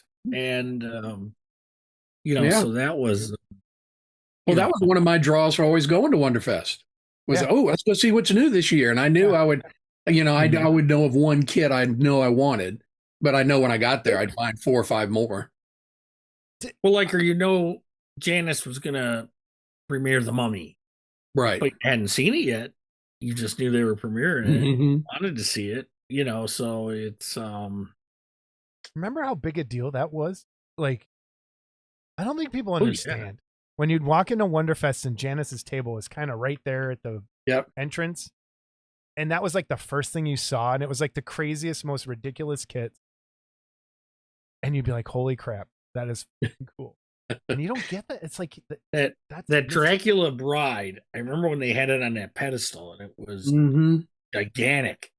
Yeah. And I recently told someone too, don't get any ideas, hold off on the emails, but I've thought of selling the bride half of mine just because it's so big. What are you going to do with it? Okay. It's like, it's huge. I love the Dracula. I'll never sell the Dracula, but yeah, it's. You remember right at the end of Janice's run, the last he had a rough sculpt that wasn't quite done of the Harryhausen setting up the table with the camera and all that. I was like, oh, what could have been? You can get one now, but it's cast in bronze and about $10,000. Right. Yeah, that was on my must-have list, and then that went, So. Oh man. Yeah. Oh, I had a question. So let me ask you this, because you went to IPMS, and I know what's going on in the figure world. What's going on in the rest of the modeling world? How do they feel about 3D printed things? And are you seeing more of it? Or are they still more of a boxed kit is a kit? Where are they with that? Yeah, there's still a ton of box kits. And one thing I've noticed in the last few years that has exploded, and I'm sure you guys have probably seen it too, is as far as plastic boxed kits, Gundams have exploded. And that seems to be the new trend for younger modelers to get their foot into the hobby. Our host hobby shop, Hanger 18, who's been gracious enough to put up with us for 15 years, they do a huge amount of Gundams. They get in a shipment every week of probably 60 kits or more. They go right out the door. And these are big Gundams. I was going to say, they're not cheap either. No, they're not. These are $70, $80, $90, $100 kits, and they're really cool. But those are huge. Those have really grabbed hold with the younger modelers, it seems like, and they're taking off. But when you go to IPMS, to get back to your original question, the 3D print stuff that I see now are accessories. You can buy your basic, Sherman tank, but then this guy over here is 3D printing, stowage and extra guns and, camouflage pieces and base pieces and the figures, the resin figures, they're all over the place, different figures to put on a kit. So while I don't see, there are a few full resin printed, I've seen a few full resin printed tanks and things like that. And, but I haven't really seen, most of it seems to be accessory type stuff. Yeah, I don't ever companies that do all that. I don't ever see it going that way either, because a tank, you need a flat piece of plastic, really, like to get the right paneling and all that. And with printing, you like if it's a resin print, a lot of times you're gonna have to sand and do a lot of prep work that you don't have to do on a plastic kit. So like for military, like planes, I know they're out there, but for planes and tanks, it makes more sense to still have a plastic kit and then do exactly what you're saying, add on parts, like maybe different kinds of landing gear or a more detailed landing gear or something like that you attach to it. I think that's probably the way it's going to go. Yeah. And and if you open up, say you pop open a brand new tank model, right? You look on there, there's 10 sheet sprues.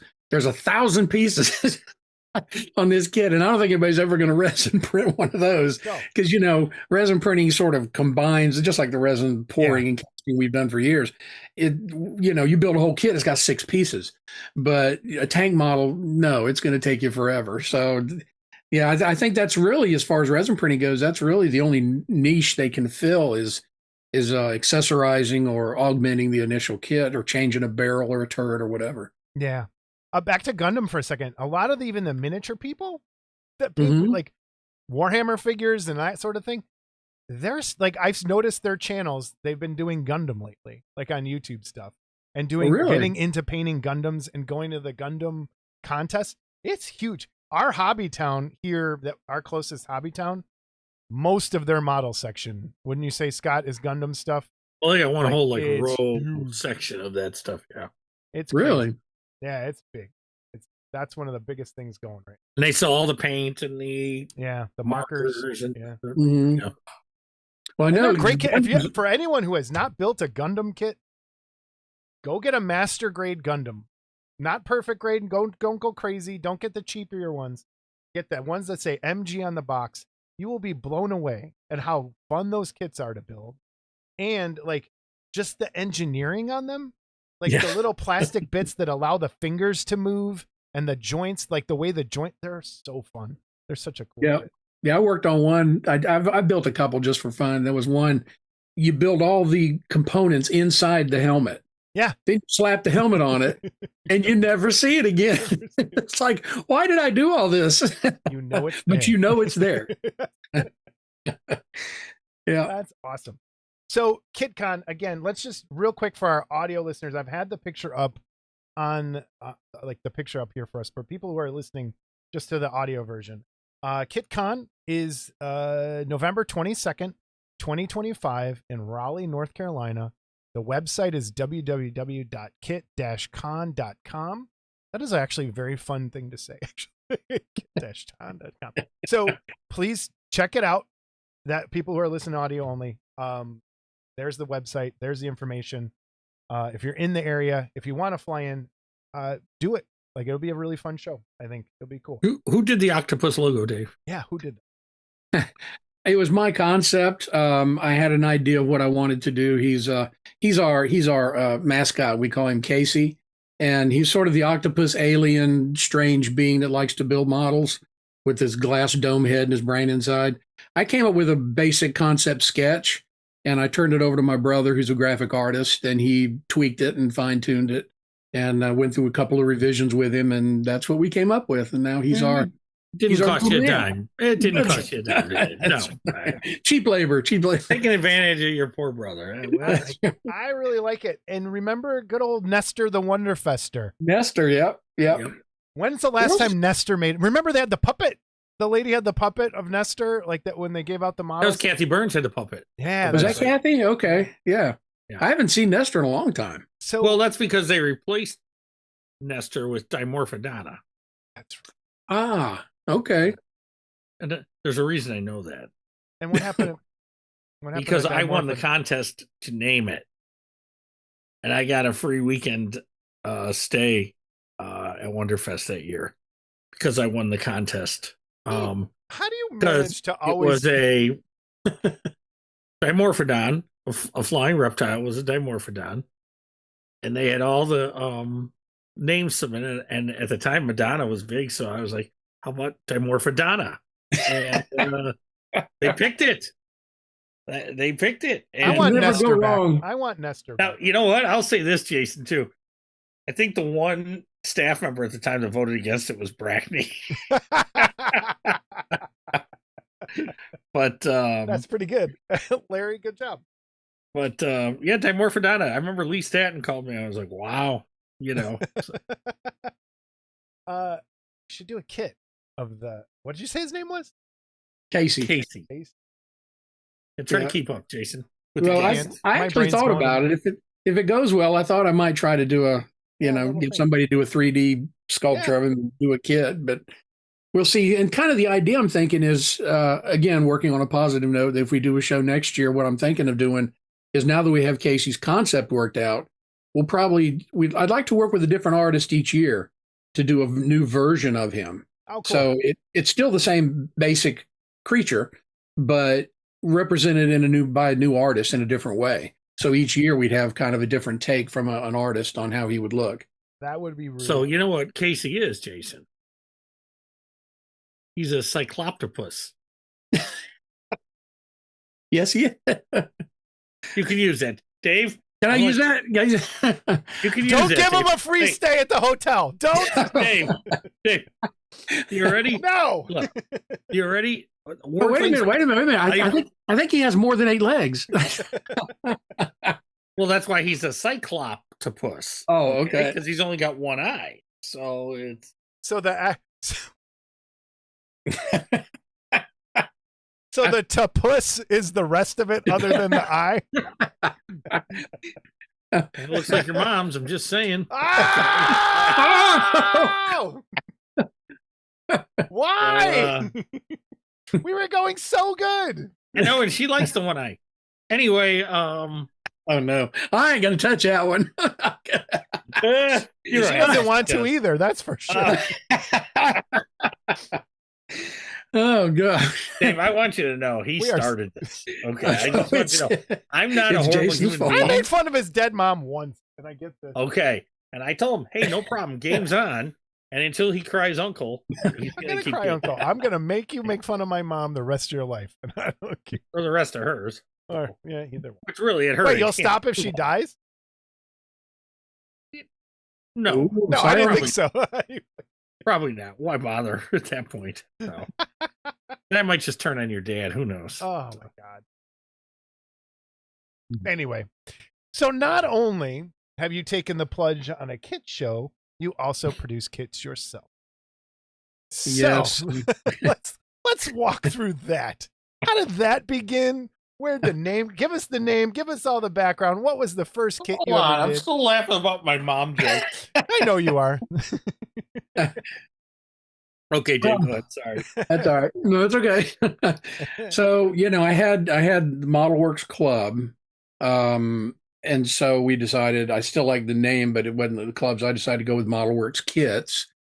The Model Madhouse you mentioned originally was just my website showing my personal paintwork and stuff that I Okay. do there.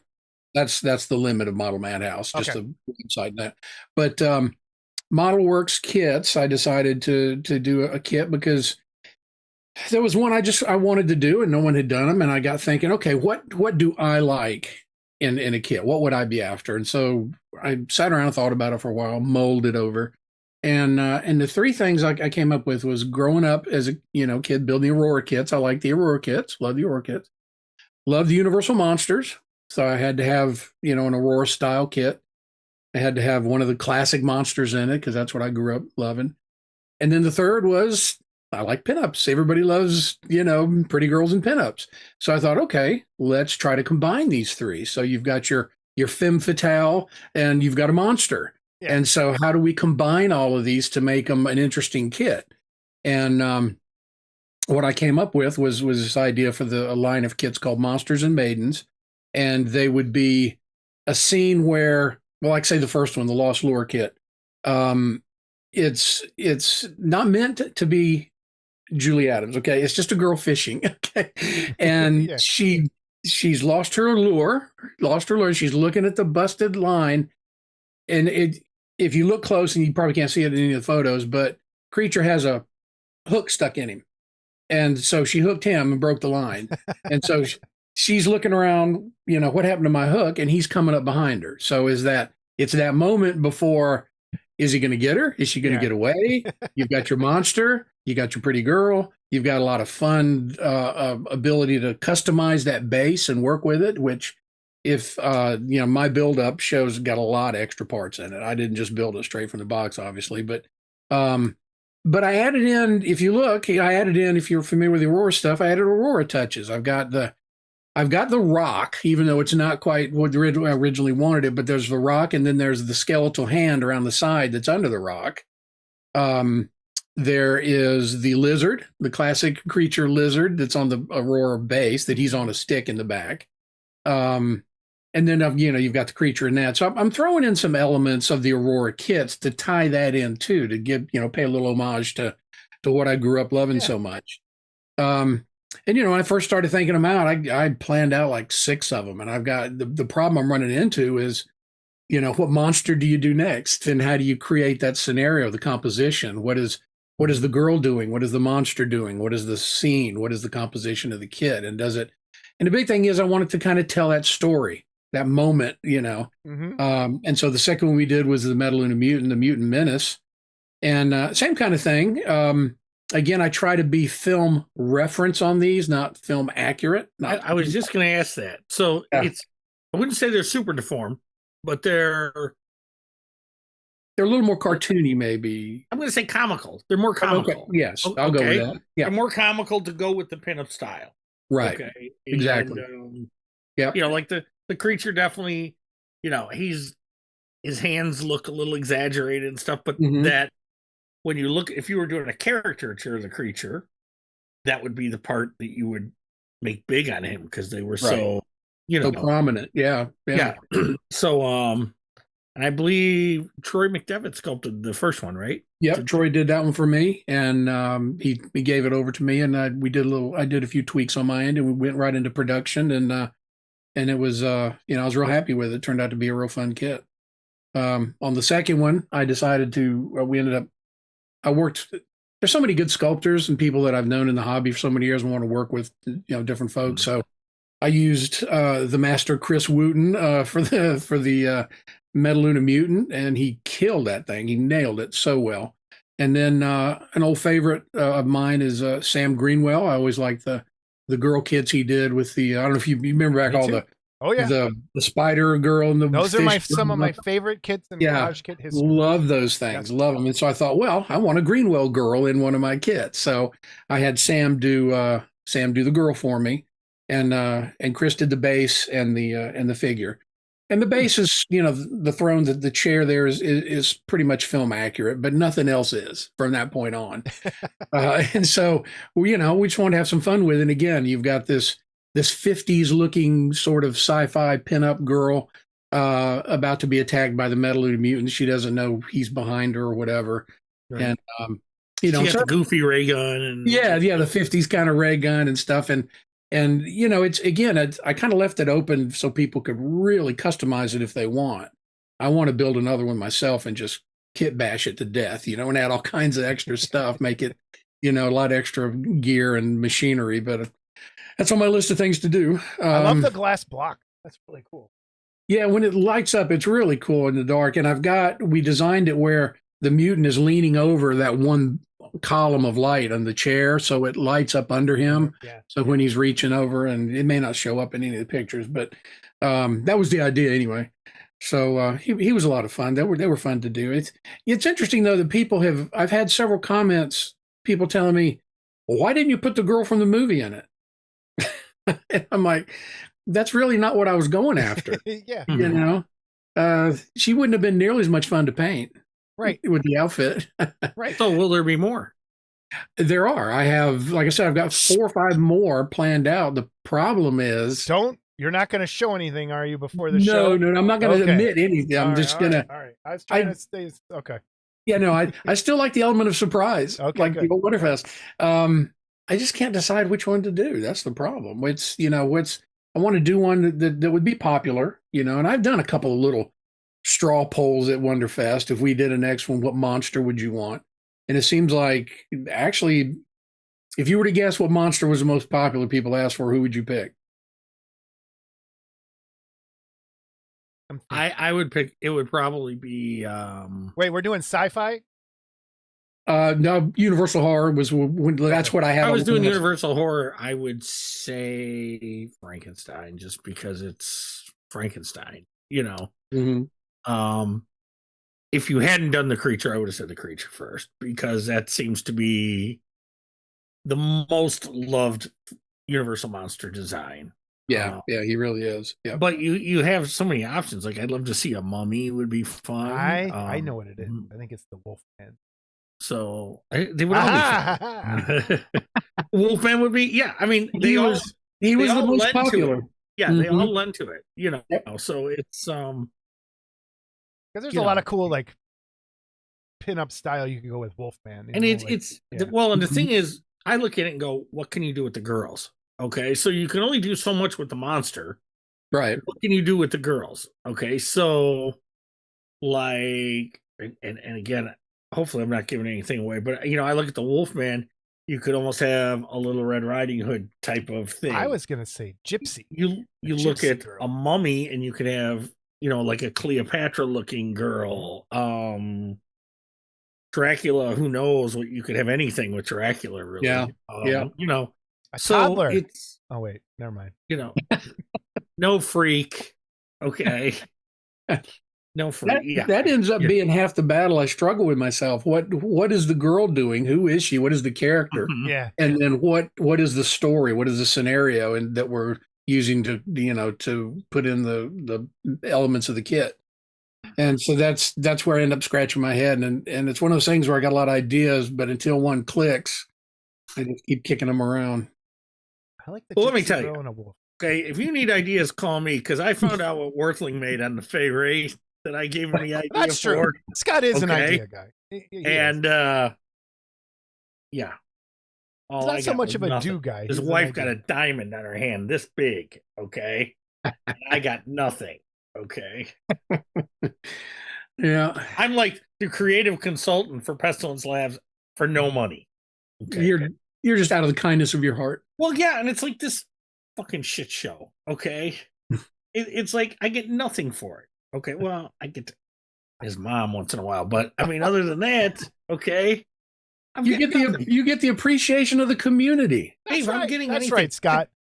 The Dave's got community it right. comes to me. The community comes to me and says, "Drop that dullard and just do your own." Okay, That would require you actually doing something outside of sitting there, See, but which that's would the thing. never happen. There's enough talent here. Okay, so there's enough talent here. I really wouldn't have to edit anything because they're going to watch anyway. Okay. All right, but it's like when you and that other dullard do your little thing that no one watches. Okay, People do watch.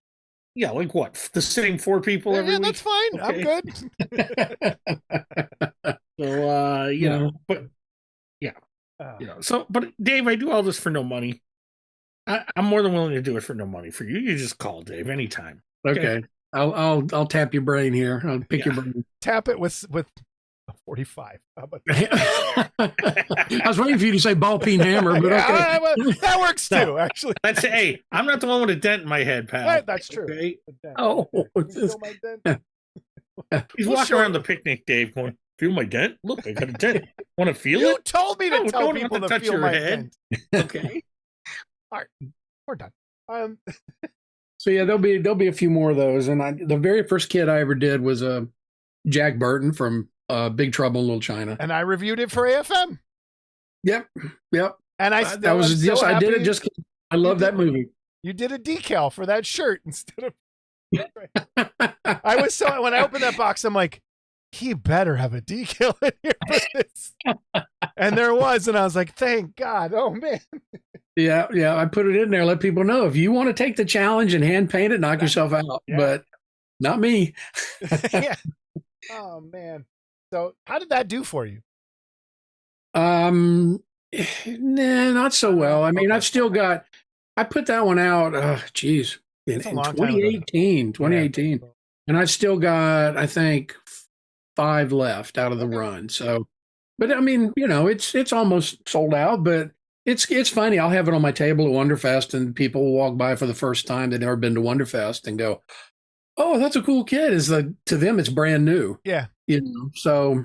But when those few are gone, that'll be it. And that was your first kit, right? Like that. Yes. Yeah. Walk Now us the through creature, I know, did well for you. At Yeah, least the in creature. business. I've got like 2 of those left of the run. It was a good run, and then that I don't know that I'll recast it just because I would need a bunch of people. But who knows? Maybe after I see it tonight, I'll get some orders. that. You might. There you go. You might. Yeah. There you Uh, go. Yep. Walk And I us did through this- sell. I'm sorry. I did sell for real quick. I did sell for Mike Maddie his Cyclops kit for a while. I worked out a deal with him to sell half a dozen of those because those were so cool. I love that Cyclops kit. Yeah, it's got the That's glass one of my eye and favorite. everything. I love that Cyclops. Really Yeah. cool. Yeah, so we Um, did a limited run together on that, but that's over. Not a cycloptopus, but it's a cyclops. I have a theme. Cycloptopus. What? I can't. What? Hey, keep going. We're gonna have John Diaz on, and we'll talk about the. You and You him. know. Oh my God! Why are you All right. doing this to me? Stop it! John's gonna kill me. John, I'm sorry. You two with your wonky eyeballs. What? Well, Oh my god. mine's at least real wonky. Okay, so you know, whatever.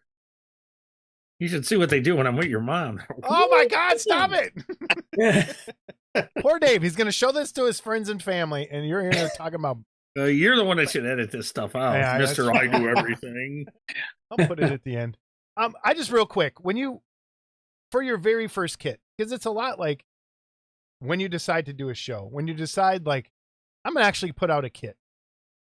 How did you reach out to sculptors? Did you just say, hey, did you hit like 15 guys and come back with like the one you felt best with? Or did you start with one person? You're like, that's my guy. I don't care what it costs. Like how did you, when you first came like with the idea, just kind of walk us through some of that, what you did with this. Yeah. Since I wanted to do, for me, a likeness has to be pretty spot on. And Jack Burton, Kurt Russell, I love that movie. One of my favorite actors. I wanted somebody I felt could get a good likeness. And at the time, Vin still had Resin Crypt going, and he worked with Robert Price. Mm-hmm. And I was always impressed with the work that Robert did. So I actually reached out to Robert and talked to him first. And we came to an agreement. And I didn't really go anywhere, any further at that point. So, and so he worked it out for me, and we came up with it. He did the figure, and then I sculpted the base. I made the base, and he did just the figure for me. And so it was a short list.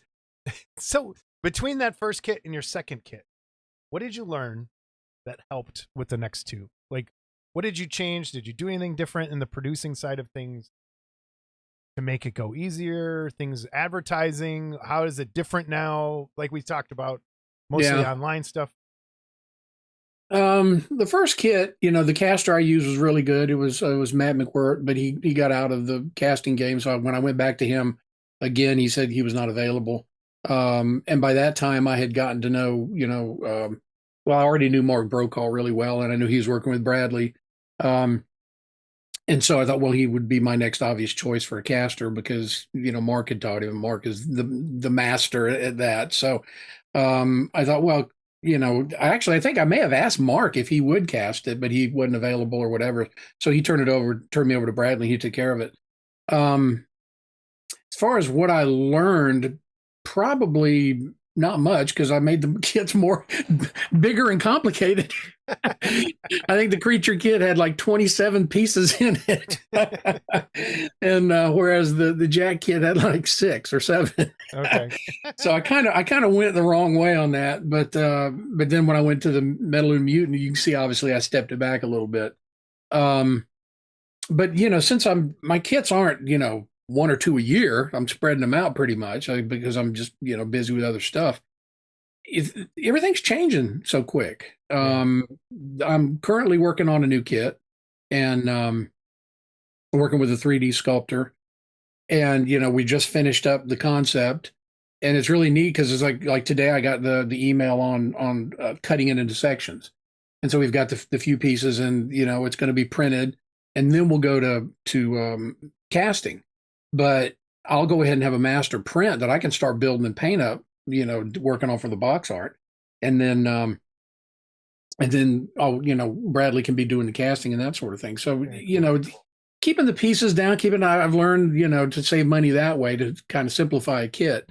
But still, now, will you have any of the pieces be 3D printed, or are they all going to be big enough to be cast? There's on this new kit. This is a collaboration with Dan Garden. Okay, we're working on something together, and cool. And so there are going to be some small little 3D printed pieces, but otherwise it should all be. It'll all be, most of the other parts will be cast. Just the little stuff will be printed, and again it's one that we've designed that I think will have capability to customize and have fun with, add to it. Because to me, that's half the fun of building, is taking that kit out of the box and then change it and add to it and do what you can, make it personal. That Garden guy's trouble. Watch out. He's trouble. He's right down the road. He's down there with Chris in Charlotte. He's like 2.5 hours away. So again, part of that community we have local here that, if something really wanted to go wrong, we could go meet. We could actually sit down together and talk about it. It's not like, with Robert, he was great to work with, but he was in England. So everything I did, had to be shipped from England back then. So, we've had all the North Carolina guys on now, except for Rotundi. oh yeah, that would be a job getting him on here. I think he tries. It would be quite a show. I can tell you that. We've asked many times, and he turns us down. Yeah, he keeps turning me down. Really? Yep. I'll bug him. I'll ask him. Yeah. I can't say I'll have any luck. We had Crazy Joe on for Wanna Fest, so that counts. Yeah, we had Crazy Joe on. Joe Heil, we had him out. Is he South Carolina? North Carolina? Oh, I remember. I think he's South Carolina, I think. Okay. The same thing. North Carolina, South Carolina. Yeah, it's the same. To us, Northern Yankees, it's all the same. You guys are all down there. They drew a line and said, yeah, they took this big state and cut a line through it and goes there, north and south. Although I wish they'd do that in our state at this point. No, I wish they'd put a little line out of the top of our state. Yeah, that's true. The rest. Corner. Quick, we used to have Norbert Osner here too as well. He was right across the border in South Carolina until he moved away. So when he was originally hopefully part of our little community, but he got relocated due to work. So we miss having Norbert around. Where's he? Is he in Louisiana now, or is he? Oh yeah, I believe so. Yeah. Okay. Yep. He said he's going to come to KitCon, so I hope he makes it. Cool. Very cool. So here's some questions. Okay. Because we like to ask these questions once in a while. I can't wait for this. I can't you're wait. A monster for this. monster kid. Yeah. Favorite Aurora kit? Well, the first one I built was Frankenstein, but my favorite would probably be the Creature. Okay. Just because the movie just, as a kid seeing him, the Creature was it. I knew he was going to say that. So here's my next question. On the base, is that water? Is that sand? What is it? See, you knew I was going to go. I have asked that question online so many times. I want to say it's sand with the rocks sticking up out of it. Mm-hmm. But the way I've seen it painted as water, but it doesn't look textured water to me. It doesn't look right. Right. So to me, I've always thought it was like sand and mud that washed out. Okay. And, but again, like I said, I've seen it painted both ways, but I'll stick with sand. That's my final answer. Sand, my final answer. Yeah. So, okay. Favorite garage kit? Ooh, and that's almost impossible. Okay, let's put it this way. Your house is on fire. You have to grab one of your garage kits out of your collection. What are you grabbing? Not based on value, based on favorite. Based on this might have a personal story. Like which one are you taking with you? Oh, geez. And we'll edit the pausing. Yeah, I mean that's a tough one because I go through moods, what I'm in the mood for, and I'll buy kits and they're great and I love them, and then honestly, I hate to tie back into earlier, but it probably would be the Janus, Dracula, and Bride under your arms. Yeah, one a giant box under each one. Yeah. Are they built? Are they built? Mine are still mint in the box. Ooh. I'm one of those. Yeah, you're one of those Scots. That's what you are. Yeah, I'm intending. I have great intentions, but the road to hell's paved with good intentions. Yeah. So, what was your first garage kit that you bought and or built? I'll go way back. Do you guys remember John Bushlow of Nightlife Productions? Yes, vaguely. Yes. Florida. Yes. Yeah.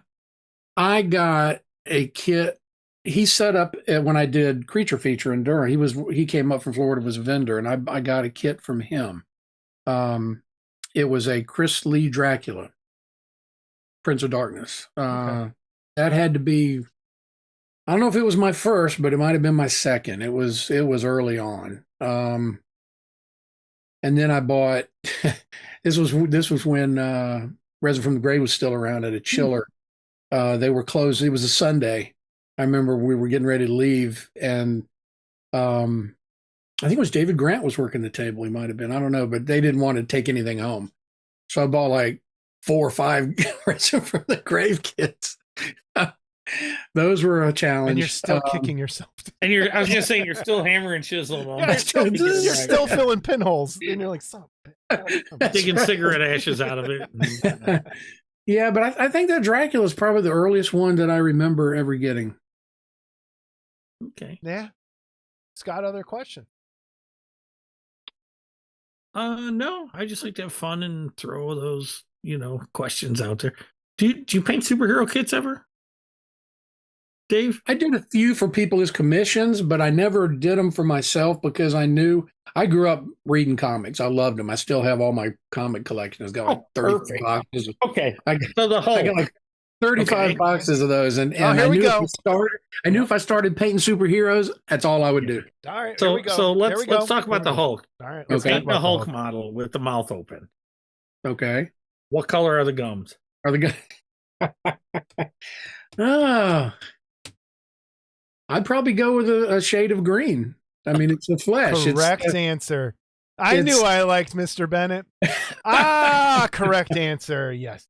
Yeah, I mean, it's the flesh has turned color, and that's, the gamma rays affected him. It changes his color and his physical makeup, so it would go all the way through.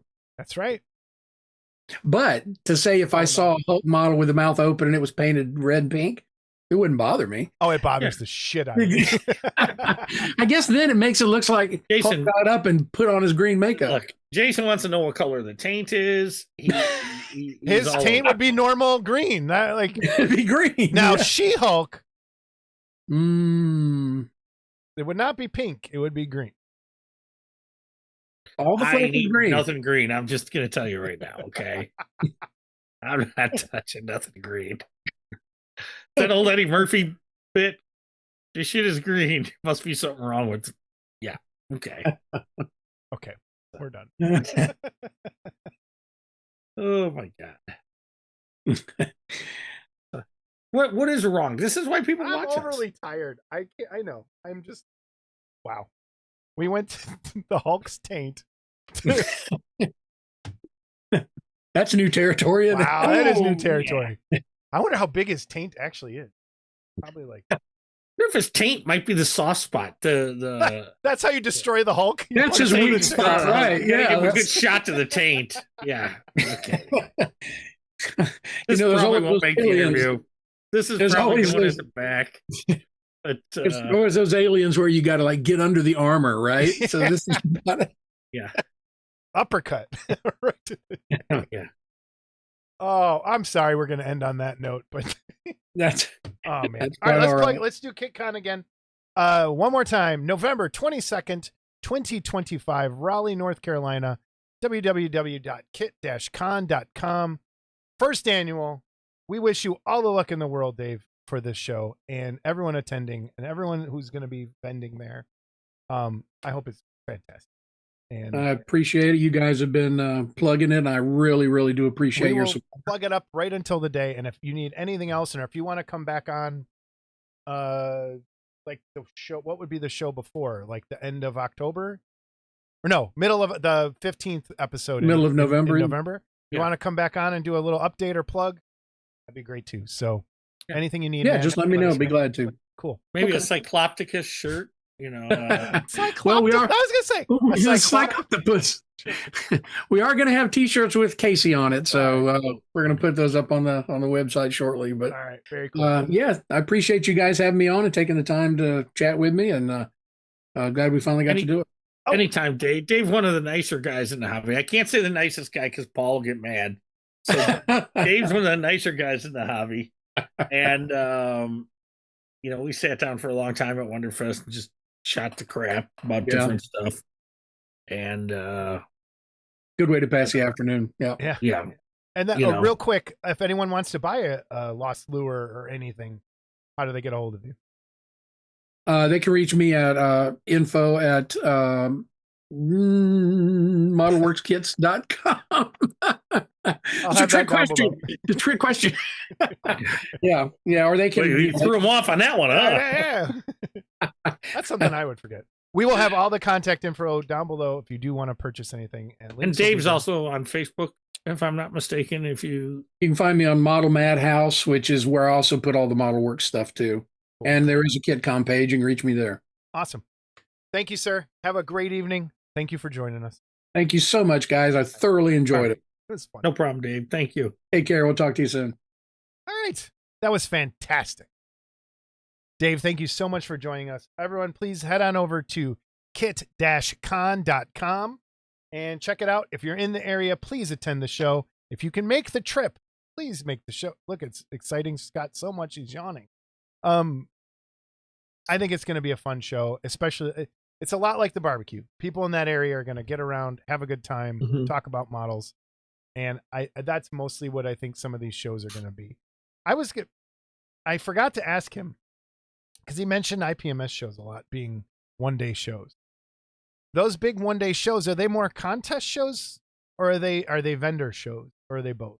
Oh, I don't know. Like, do a lot of vendors show up at those, or the people show up with their contest stuff? Never been to one, but I did hear next year's is in Fort Wayne. Really?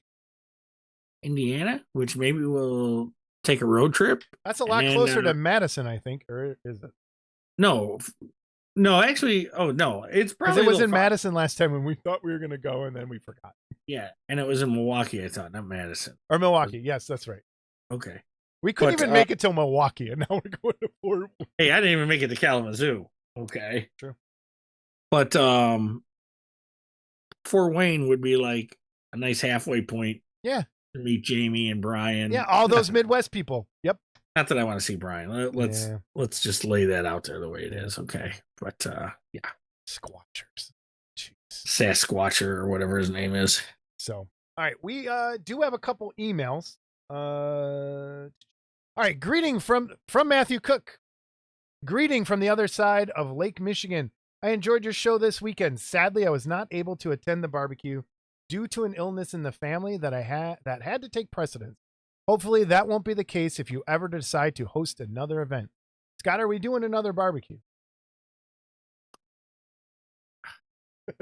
We'll think about it. Your talk on... I'm still tired from the last one, so... Well, when it comes to like March, we'll probably be in the mood for it again. I loved it. It was a lot of work, and Scott did a lot of work on that part.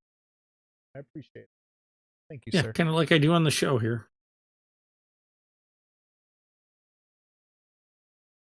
Your talks on scale turned a lot of gears in my head and got me thinking. While I enjoy painting larger figures, I have found my favorite scale for figures is 75 millimeter, which matches 1/24. Lots of great stuff in smaller scales and larger, more impressive 1/8 or 1/12, but that gets really expensive really quickly. That may make me a psycho, but it's a lot easier on eyes that aren't great as they used to be, and I still can't live without my magnifying visor. You may know what I mean there. I absolutely do. I believe I'm slightly older than you if you don't. The other advantage is that in my imagination, Red Sonja and Batman can ride off together with the Stig in any of my cars on my shelf of completed models as Wonder Woman and the Hulk hang out with whoever else is on display. I feel the same way about my 1/72nd aircraft and spaceships. Besides producing a very conveniently sized model, Maverick and Goose can flip the bird at anyone in the galaxy because I don't have any MiGs at the moment. I included a couple of pictures to illustrate my point. I thought they might be fun for your gallery. One is what my collection of built 1/72nd aircraft looked like several years ago. That's my son's cat, and he tried to eat my unofficial Red Sonja figure a few times, and I literally pulled her head out of his mouth twice. So now she lives in a glass case. I would also like to put in a shout out, again shamelessly, for the Great Lakes Challenge Model Show in Grand Rapids on October 4th, and there will certainly be figure models there. Matt. So everybody, Great Lakes Challenge Model Show in Grand Rapids. Check it out, October 4th. And then all of Matt's pictures will be in the gallery at the end. Thank you, Matt. Hope to see you next time. All right. One other email. And this came in a while ago, and it came in from Model and a Movie when we were talking about something. And Scott, I don't know if you knew this. This might be news to you too. She blinded me with science. Channeling my inner Thomas Dolby. This is from Barry Goss. Some sources indicate that Tamiya extra thin cement is a 50-50 mix of acetone and butyl acetate, whereas Tamiya airbrush cleaner is a 49-51 ratio of those same two ingredients. So yes, next time you run out of Tamiya extra thin cement, just fill the jar with airbrush cleaner. So you don't watch the Model and Movie show, so I know you have no idea what we're talking about. But you know that I got one. Hold on. It's this size bottle to me, okay? Of the model glue that they have, the thin cement.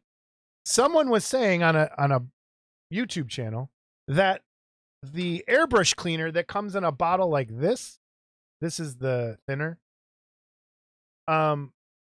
is basically model glue. And it's the same stuff that's in this. And this costs like $10. Whereas this costs $8.75 and you get like 3 times the amount.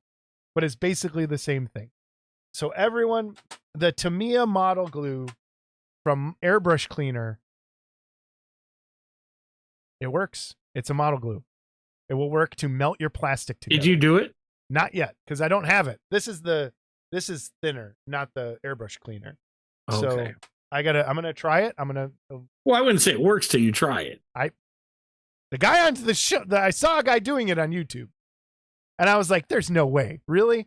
So yes, the little tiny bottle is the same as the big giant, off by 1%, 2%, 2%. We're gonna insert the giveaway here. We had to record a little early, so I'm gonna do the giveaway in a couple days to give some more people some time to enter. So giveaway now. All right, everybody, here's the giveaways. Thank you, Heng's Model Kits. For the next few, we're going to go through them all. Scott's not here. It's Friday night. I'm in the middle of editing. And to be honest, this is the last thing I want to be doing. But here I am. All right, Red Sonja, here we go. I hope everyone's going to have a great weekend. Thank you again to Heng's Model Kits and Just Paint It for making this possible. And here we go. Who is the winner of the Red Sonja? It is Raccoon Eye. There you go, Raccoon Eyes. Congratulations. Send us an email at modelclub@tv. Said that totally wrong. modelclubtv@gmail.com. There we go. All right. Up next, we have the Batman pieces. Again, thank you, Heng's Model Kits. We have 3 of these to give away. Some relief wall plaques. Little guys, come on, focus. There we go. That's what we got. Got 3 of those, 3 different ones. It will be just a random one that you get in the mail. It is not, I'm not drawing for specific ones here where you're just going to get it. So be ready. We're pulling 3 names this time. So we have Raccoon Eyes, who won for the Red Sonja, which again is a small scale miniature here. Thank you, Heng's Model Kits. Soon to be 1/6 scale. Please go down in the comments of the last video, and Heng has some information in there for a 1/6 scale version of that coming soon. So Batman is up now. Batman Relief.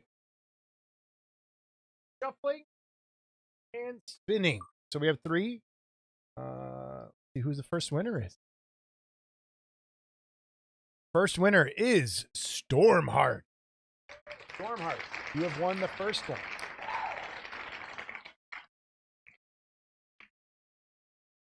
I'm clicking the wrong thing to remove. So dumb. All right, wrong window. All right, shuffling again. Spinning. And who is our next winner? Stormheart, congratulations. Now, you cannot win twice on an episode. So if you entered for something else, ooh, that was a lineup. Mark McLaren, you have won the second Batman Relief. All right. Shuffling. Here we go. Why is that? Oh. Who is the next? Oh, we have a liner go the opposite way this time. Sean IK, Sonic 72. Congratulations. Those are the 3 Batman winners. So congratulations to all of you.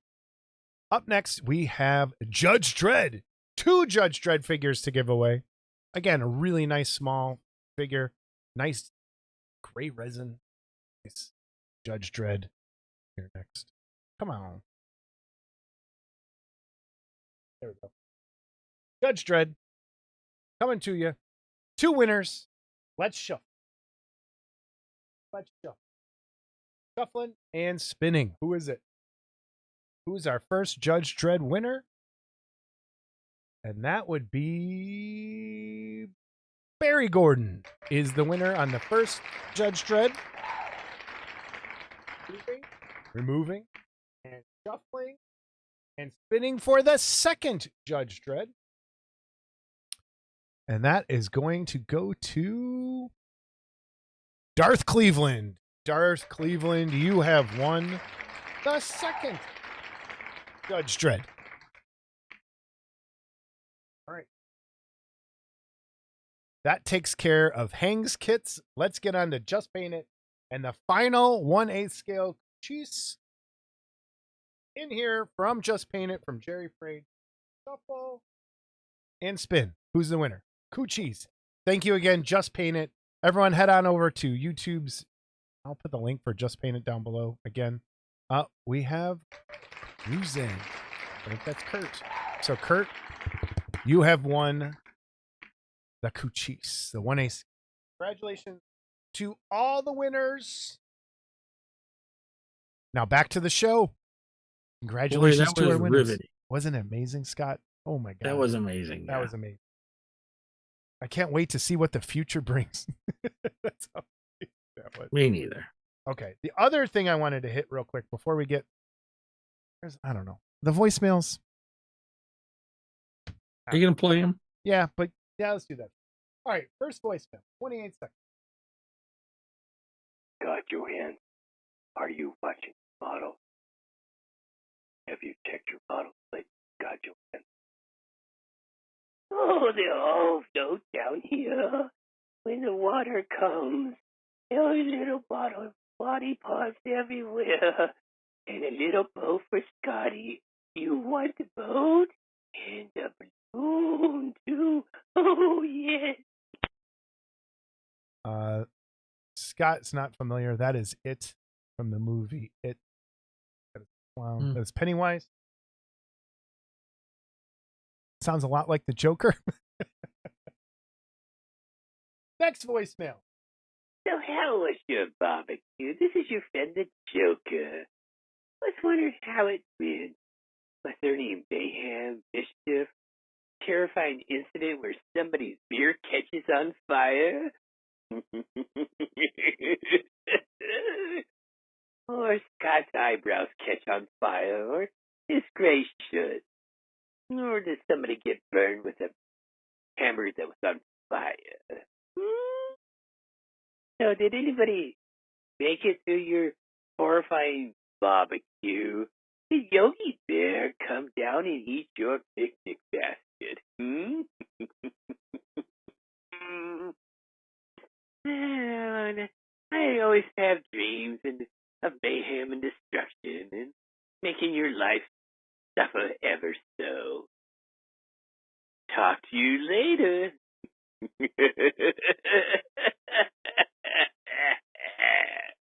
I did not start my beard on fire.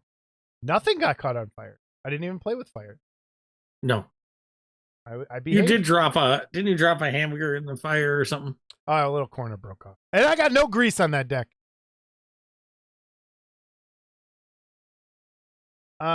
My other voicemail I was going to play is a public service announcement. I actually called these people today. I recorded it. I should play it for Scott. So I've been getting spam messages, but the spam message that I got, that the voicemail was the same one that Jamie got hit with a couple weeks ago. And she called and they tricked her into giving away some information. So if anyone, let me read, hold on. I want to read this to everyone.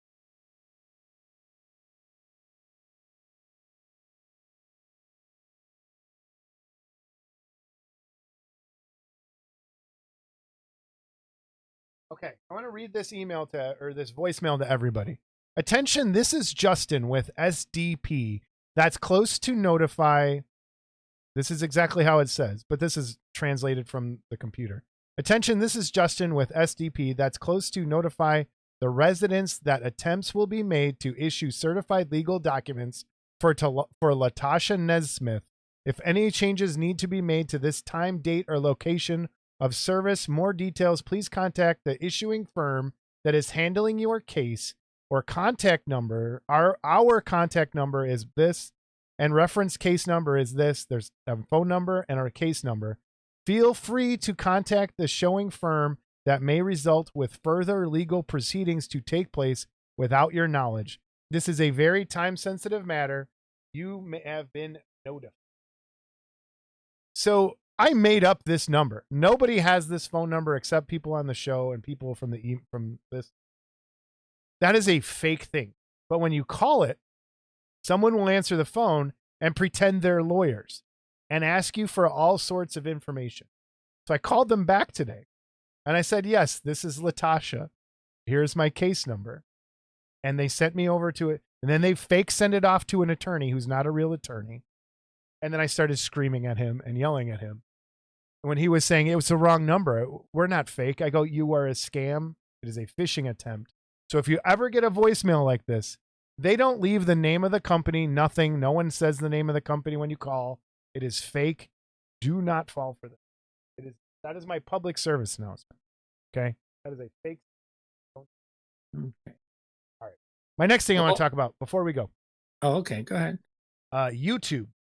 So there's been some changes on YouTube, and I get all of my YouTube information as a YouTuber, which I don't even like to call myself, from Red Letter Media, which is another kind of movie review show and they do good stuff. If you're not following Red Letter Media, they're super famous, super funny. They're out of Milwaukee, and follow them. They're awesome. But they put up a new video yesterday because they had a video recently within the last week get demonetized and age restricted. And they don't know why, because when something like that happens, YouTube will demonetize and age restrict, but they won't give you a timestamp of the problem you made. Okay. So we don't know if we ever get that happen to us. We don't know what we said that did it. It just happened. The thing that's changed though, and this affects everyone. And this is normally like, they don't like to talk about it. I don't like to talk. I don't ever even really look at views or anything like that. Cause if I really looked at how many views and followers we have, I would start to get depressed. I think out of all the work that goes into this and how little we get out of it on that end. Anyway, please like and subscribe. If you have not liked the episode, please hit like. I never say it, and I should. But YouTube has made a weird change. And here's the first thing you need to realize. In the beginning of August, and I didn't know any of this because I usually don't read the emails from YouTube because, again, I don't have to. They have implemented an AI system that will determine your age based on the videos you watch. And if it determines the age that they think you are, and I might be getting I think I got this all right. If YouTube thinks you're younger than 18 and you're watching things that are age restricted, it is going to send you a link, an email, a prompt that you'll have to take a picture of your driver's license and or a credit card to prove you're over 18. And this is all based on AI determining how old it thinks you are, which is ridiculous. Which then they started talking about something that might have, because people are like, well, we don't see when you go live. We don't see some of your videos. We're missing comments. They said there was a change made. So if you go to YouTube and you click on your little circle that has your profile up there and it brings up your settings, there's a setting that comes up now.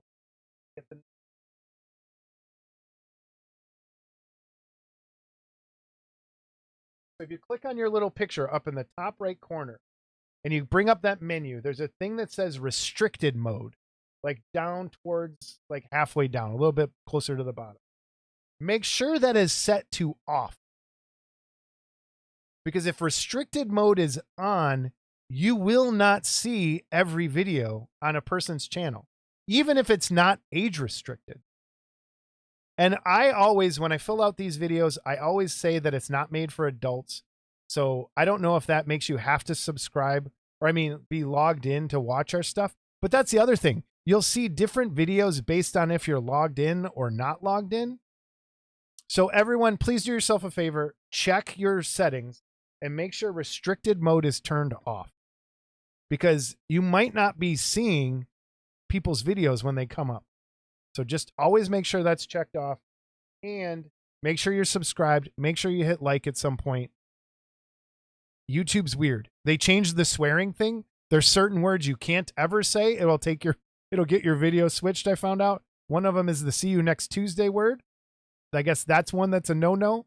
But now you can say the F word whenever you want. But even if we get, they won't tell us, like if we do get demonetized or age restricted, we don't know. And then when you appeal that appeal also goes to an AI bot now. So it's crazy. if you get demonetized, yes, is it a timed punishment, or will you never be monetized? No, it's that video can get demonetized. Gotcha. Okay. So that video can get demonetized. Your whole channel could eventually get demonetized. But most of the time, they'll demonetize a video. The other thing that can happen to me is if we play things that get a copyright strike. Those are like the worst things that can happen. If you get a copyright strike, if you get 3 of them, they can take your channel down. And we've had copyright issues before when we were trying to play this. We were talking about this at the barbecue when we were trying to play a movie trailer, and it happened on Model and Movie. We got demonetized because I showed the black phone trailer for like a second. And then it happened to us for that. It's just, I think it's dumb. A lot of the rules are stupid, and you don't know what you're doing wrong a lot of time. So everyone, please just do yourself a favor. Check the restricted mode.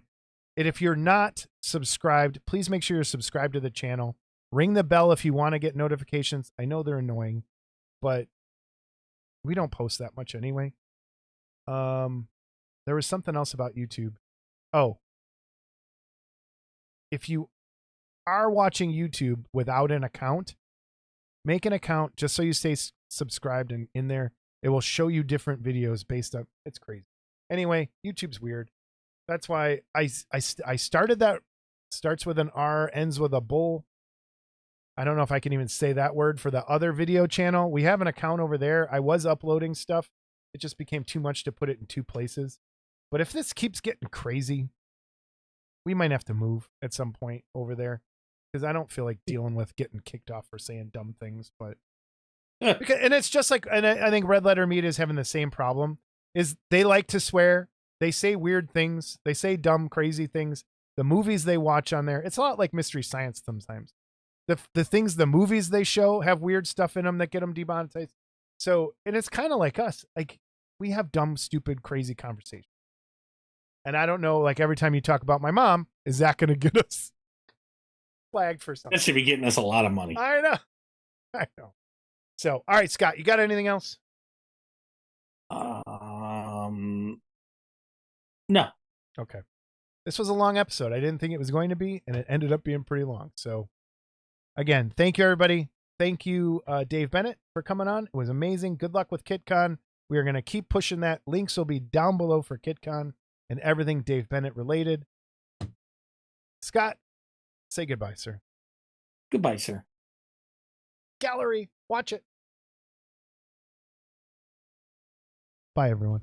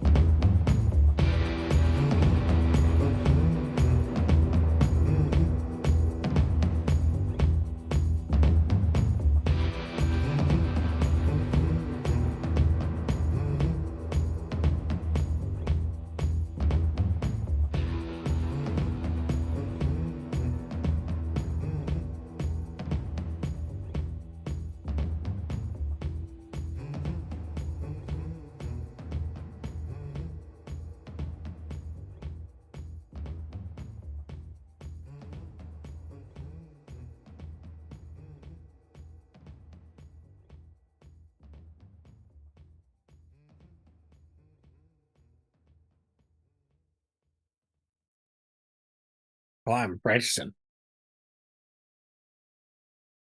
Okay. What'd you say? I'm practicing. I'm going. Oh. Hello and welcome to. No, that was terrible. Oh, what are you, Harry Carey? I was like doing. Hey, welcome everybody to Model Club. Hey, everybody! Everybody, let's hear it Jason for you. spelled backwards is no sigh. Dude. It is really no sigh. Oh, Okay. no Sag.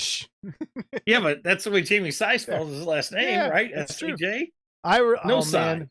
I missed remember on, you probably hated Kevin Matthews and Brandmeier. Yeah, I hated Kevin Matthews. Oh, I could not I stand love Kevin Matthews. But Brandmeier when they would have Harry Volkman on doing Harry Carey, it's some of the funniest radio ever. And when Kevin Matthews doing Jim Shorts would be on there with Harry Carey, I could listen to that for days still. I'll go find it. Anyway. Hello, everyone. Who's the guy that would do, wait. Who's the guy that would do Chet Chit Chat? Chet, that was the sports guy. That was Kevin Matthews. No, it wasn't Kevin Matthews. It was, yeah. Wasn't it? No, it might have been Rich Kaz, actually. Chet Chit Chat. Dude, so Kevin Matthews has a documentary out that's, I think it's screening. Yeah, he's a religious nut now. Well, not that. He's just, yeah, I want to go see it, actually. Chet Chit Chat. Bruce Wolf did Chet Chit Chat. That's right. It was Bruce Wolf. Yep. Okay. Yes.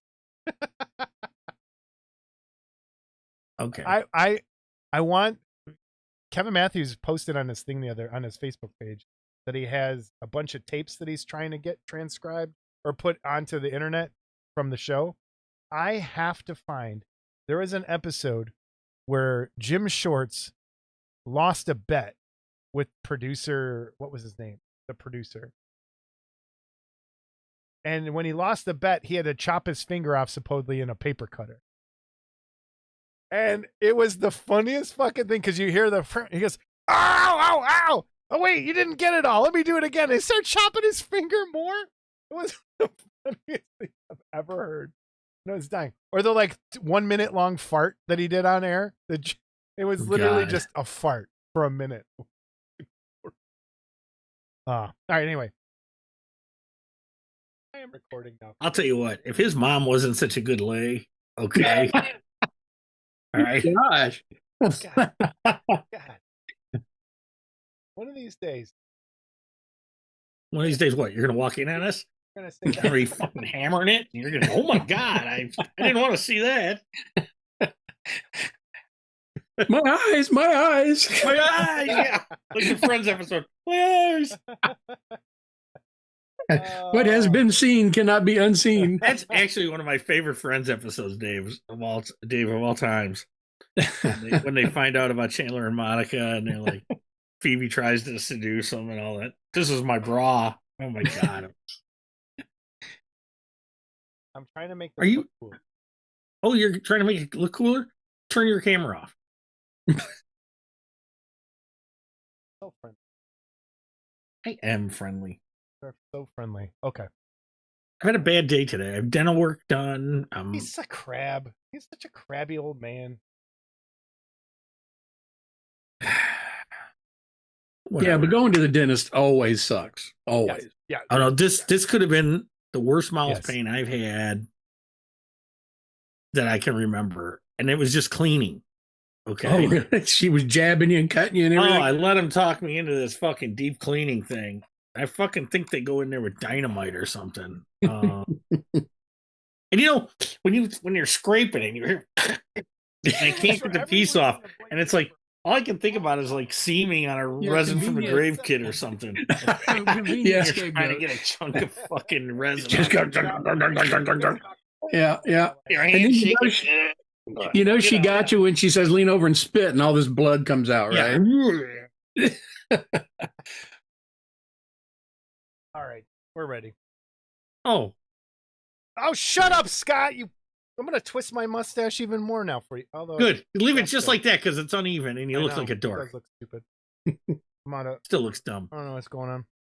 You need to trim it the same on both sides. I don't know if No, anyone ever it's- told you that. I don't know what's going on. All right, there. Got to wax it and curl it up. I know my wax is upstairs. It's upstairs. That's I what he don't needs, a wax wax during the job. week. He's kind of a wax job. Oh no, it's the mirror. I'm going the wrong direction. All right, whatever. It's close. Look, you got a long way to go to be handsome like Dave and I. I know. I know. You're right. Is this my good side? Yes. All right. Anything you don't want to talk about? No, I'll talk about anything. Okay. All right, cool. We try to go for an hour. Okay. If it goes under, over, doesn't matter. Whatever. An hour? I got to sit here with this old man for an hour? We can rehash everything we talked about at Wonderfest. Yeah, will you stop fucking with your mustache? Now it's all I'm fucked trying. up again. No, it's not. Well, now I'm self-conscious. I got to fix mine now. No, yours is fine. Mine's okay. His is like straight down on one side and I winging know out it's on the other. humidity. No, it's not. Pull the hair out. Out. It works. I don't care. Whatever. We'll just go. And Oh, that'd be nice. do you want to be called Dave or David? I respond to both, so it really doesn't matter. Or Mr. Bennett. Or Mr. Yeah, Bennett? I guess most people around the hobby call me Dave. Okay, so we'll do Dave. All right. And we pretend like we come back. Your head is really big compared to what it normally is, Mr. Is he close to the camera? Well, no, something. Can we all get happened like really recently close and we do all this? on the Discord, and it's like my camera switch. Now you know what happens. Yeah. See how it is? It's not so easy when you're doing stuff and you have to actually, pay attention, organize, push buttons, wherever. We're going for it. We're leaving it the way it is with your face right up in there. Oh no, I'm gonna switch it now. Dave, Now I you love just fuck- fucked the whole thing up. I swear I to knew God. I would. Wait, what did you do? So Dave can do it. Why? What did you just do? Turn my camera off and back on. Dave, can you turn your camera off and back on? Is that possible? Yeah, let me do that. see. Otherwise, I have a. On the bottom left, there should be a video thing. Yeah, here we go. Let me go. Beep. Okay. Oh, Now I'm thank you. back. Did it make a It difference? switched your thing. Yes. Really? Yeah, because Zoom runs through another program that I have, and there's like these preset windows. And if Scott doesn't get here first before the guest, it screws everything else up. And then if Scott leaves, the guest switches to where Scott was. And then Oh, I get you. it It does switches. one of those. Okay. Yeah. I got you. So thanks, Scott. Thanks a lot. Thanks for making my life so easy. You're the one that made fun of my big head. Yeah, you got a big fucking head.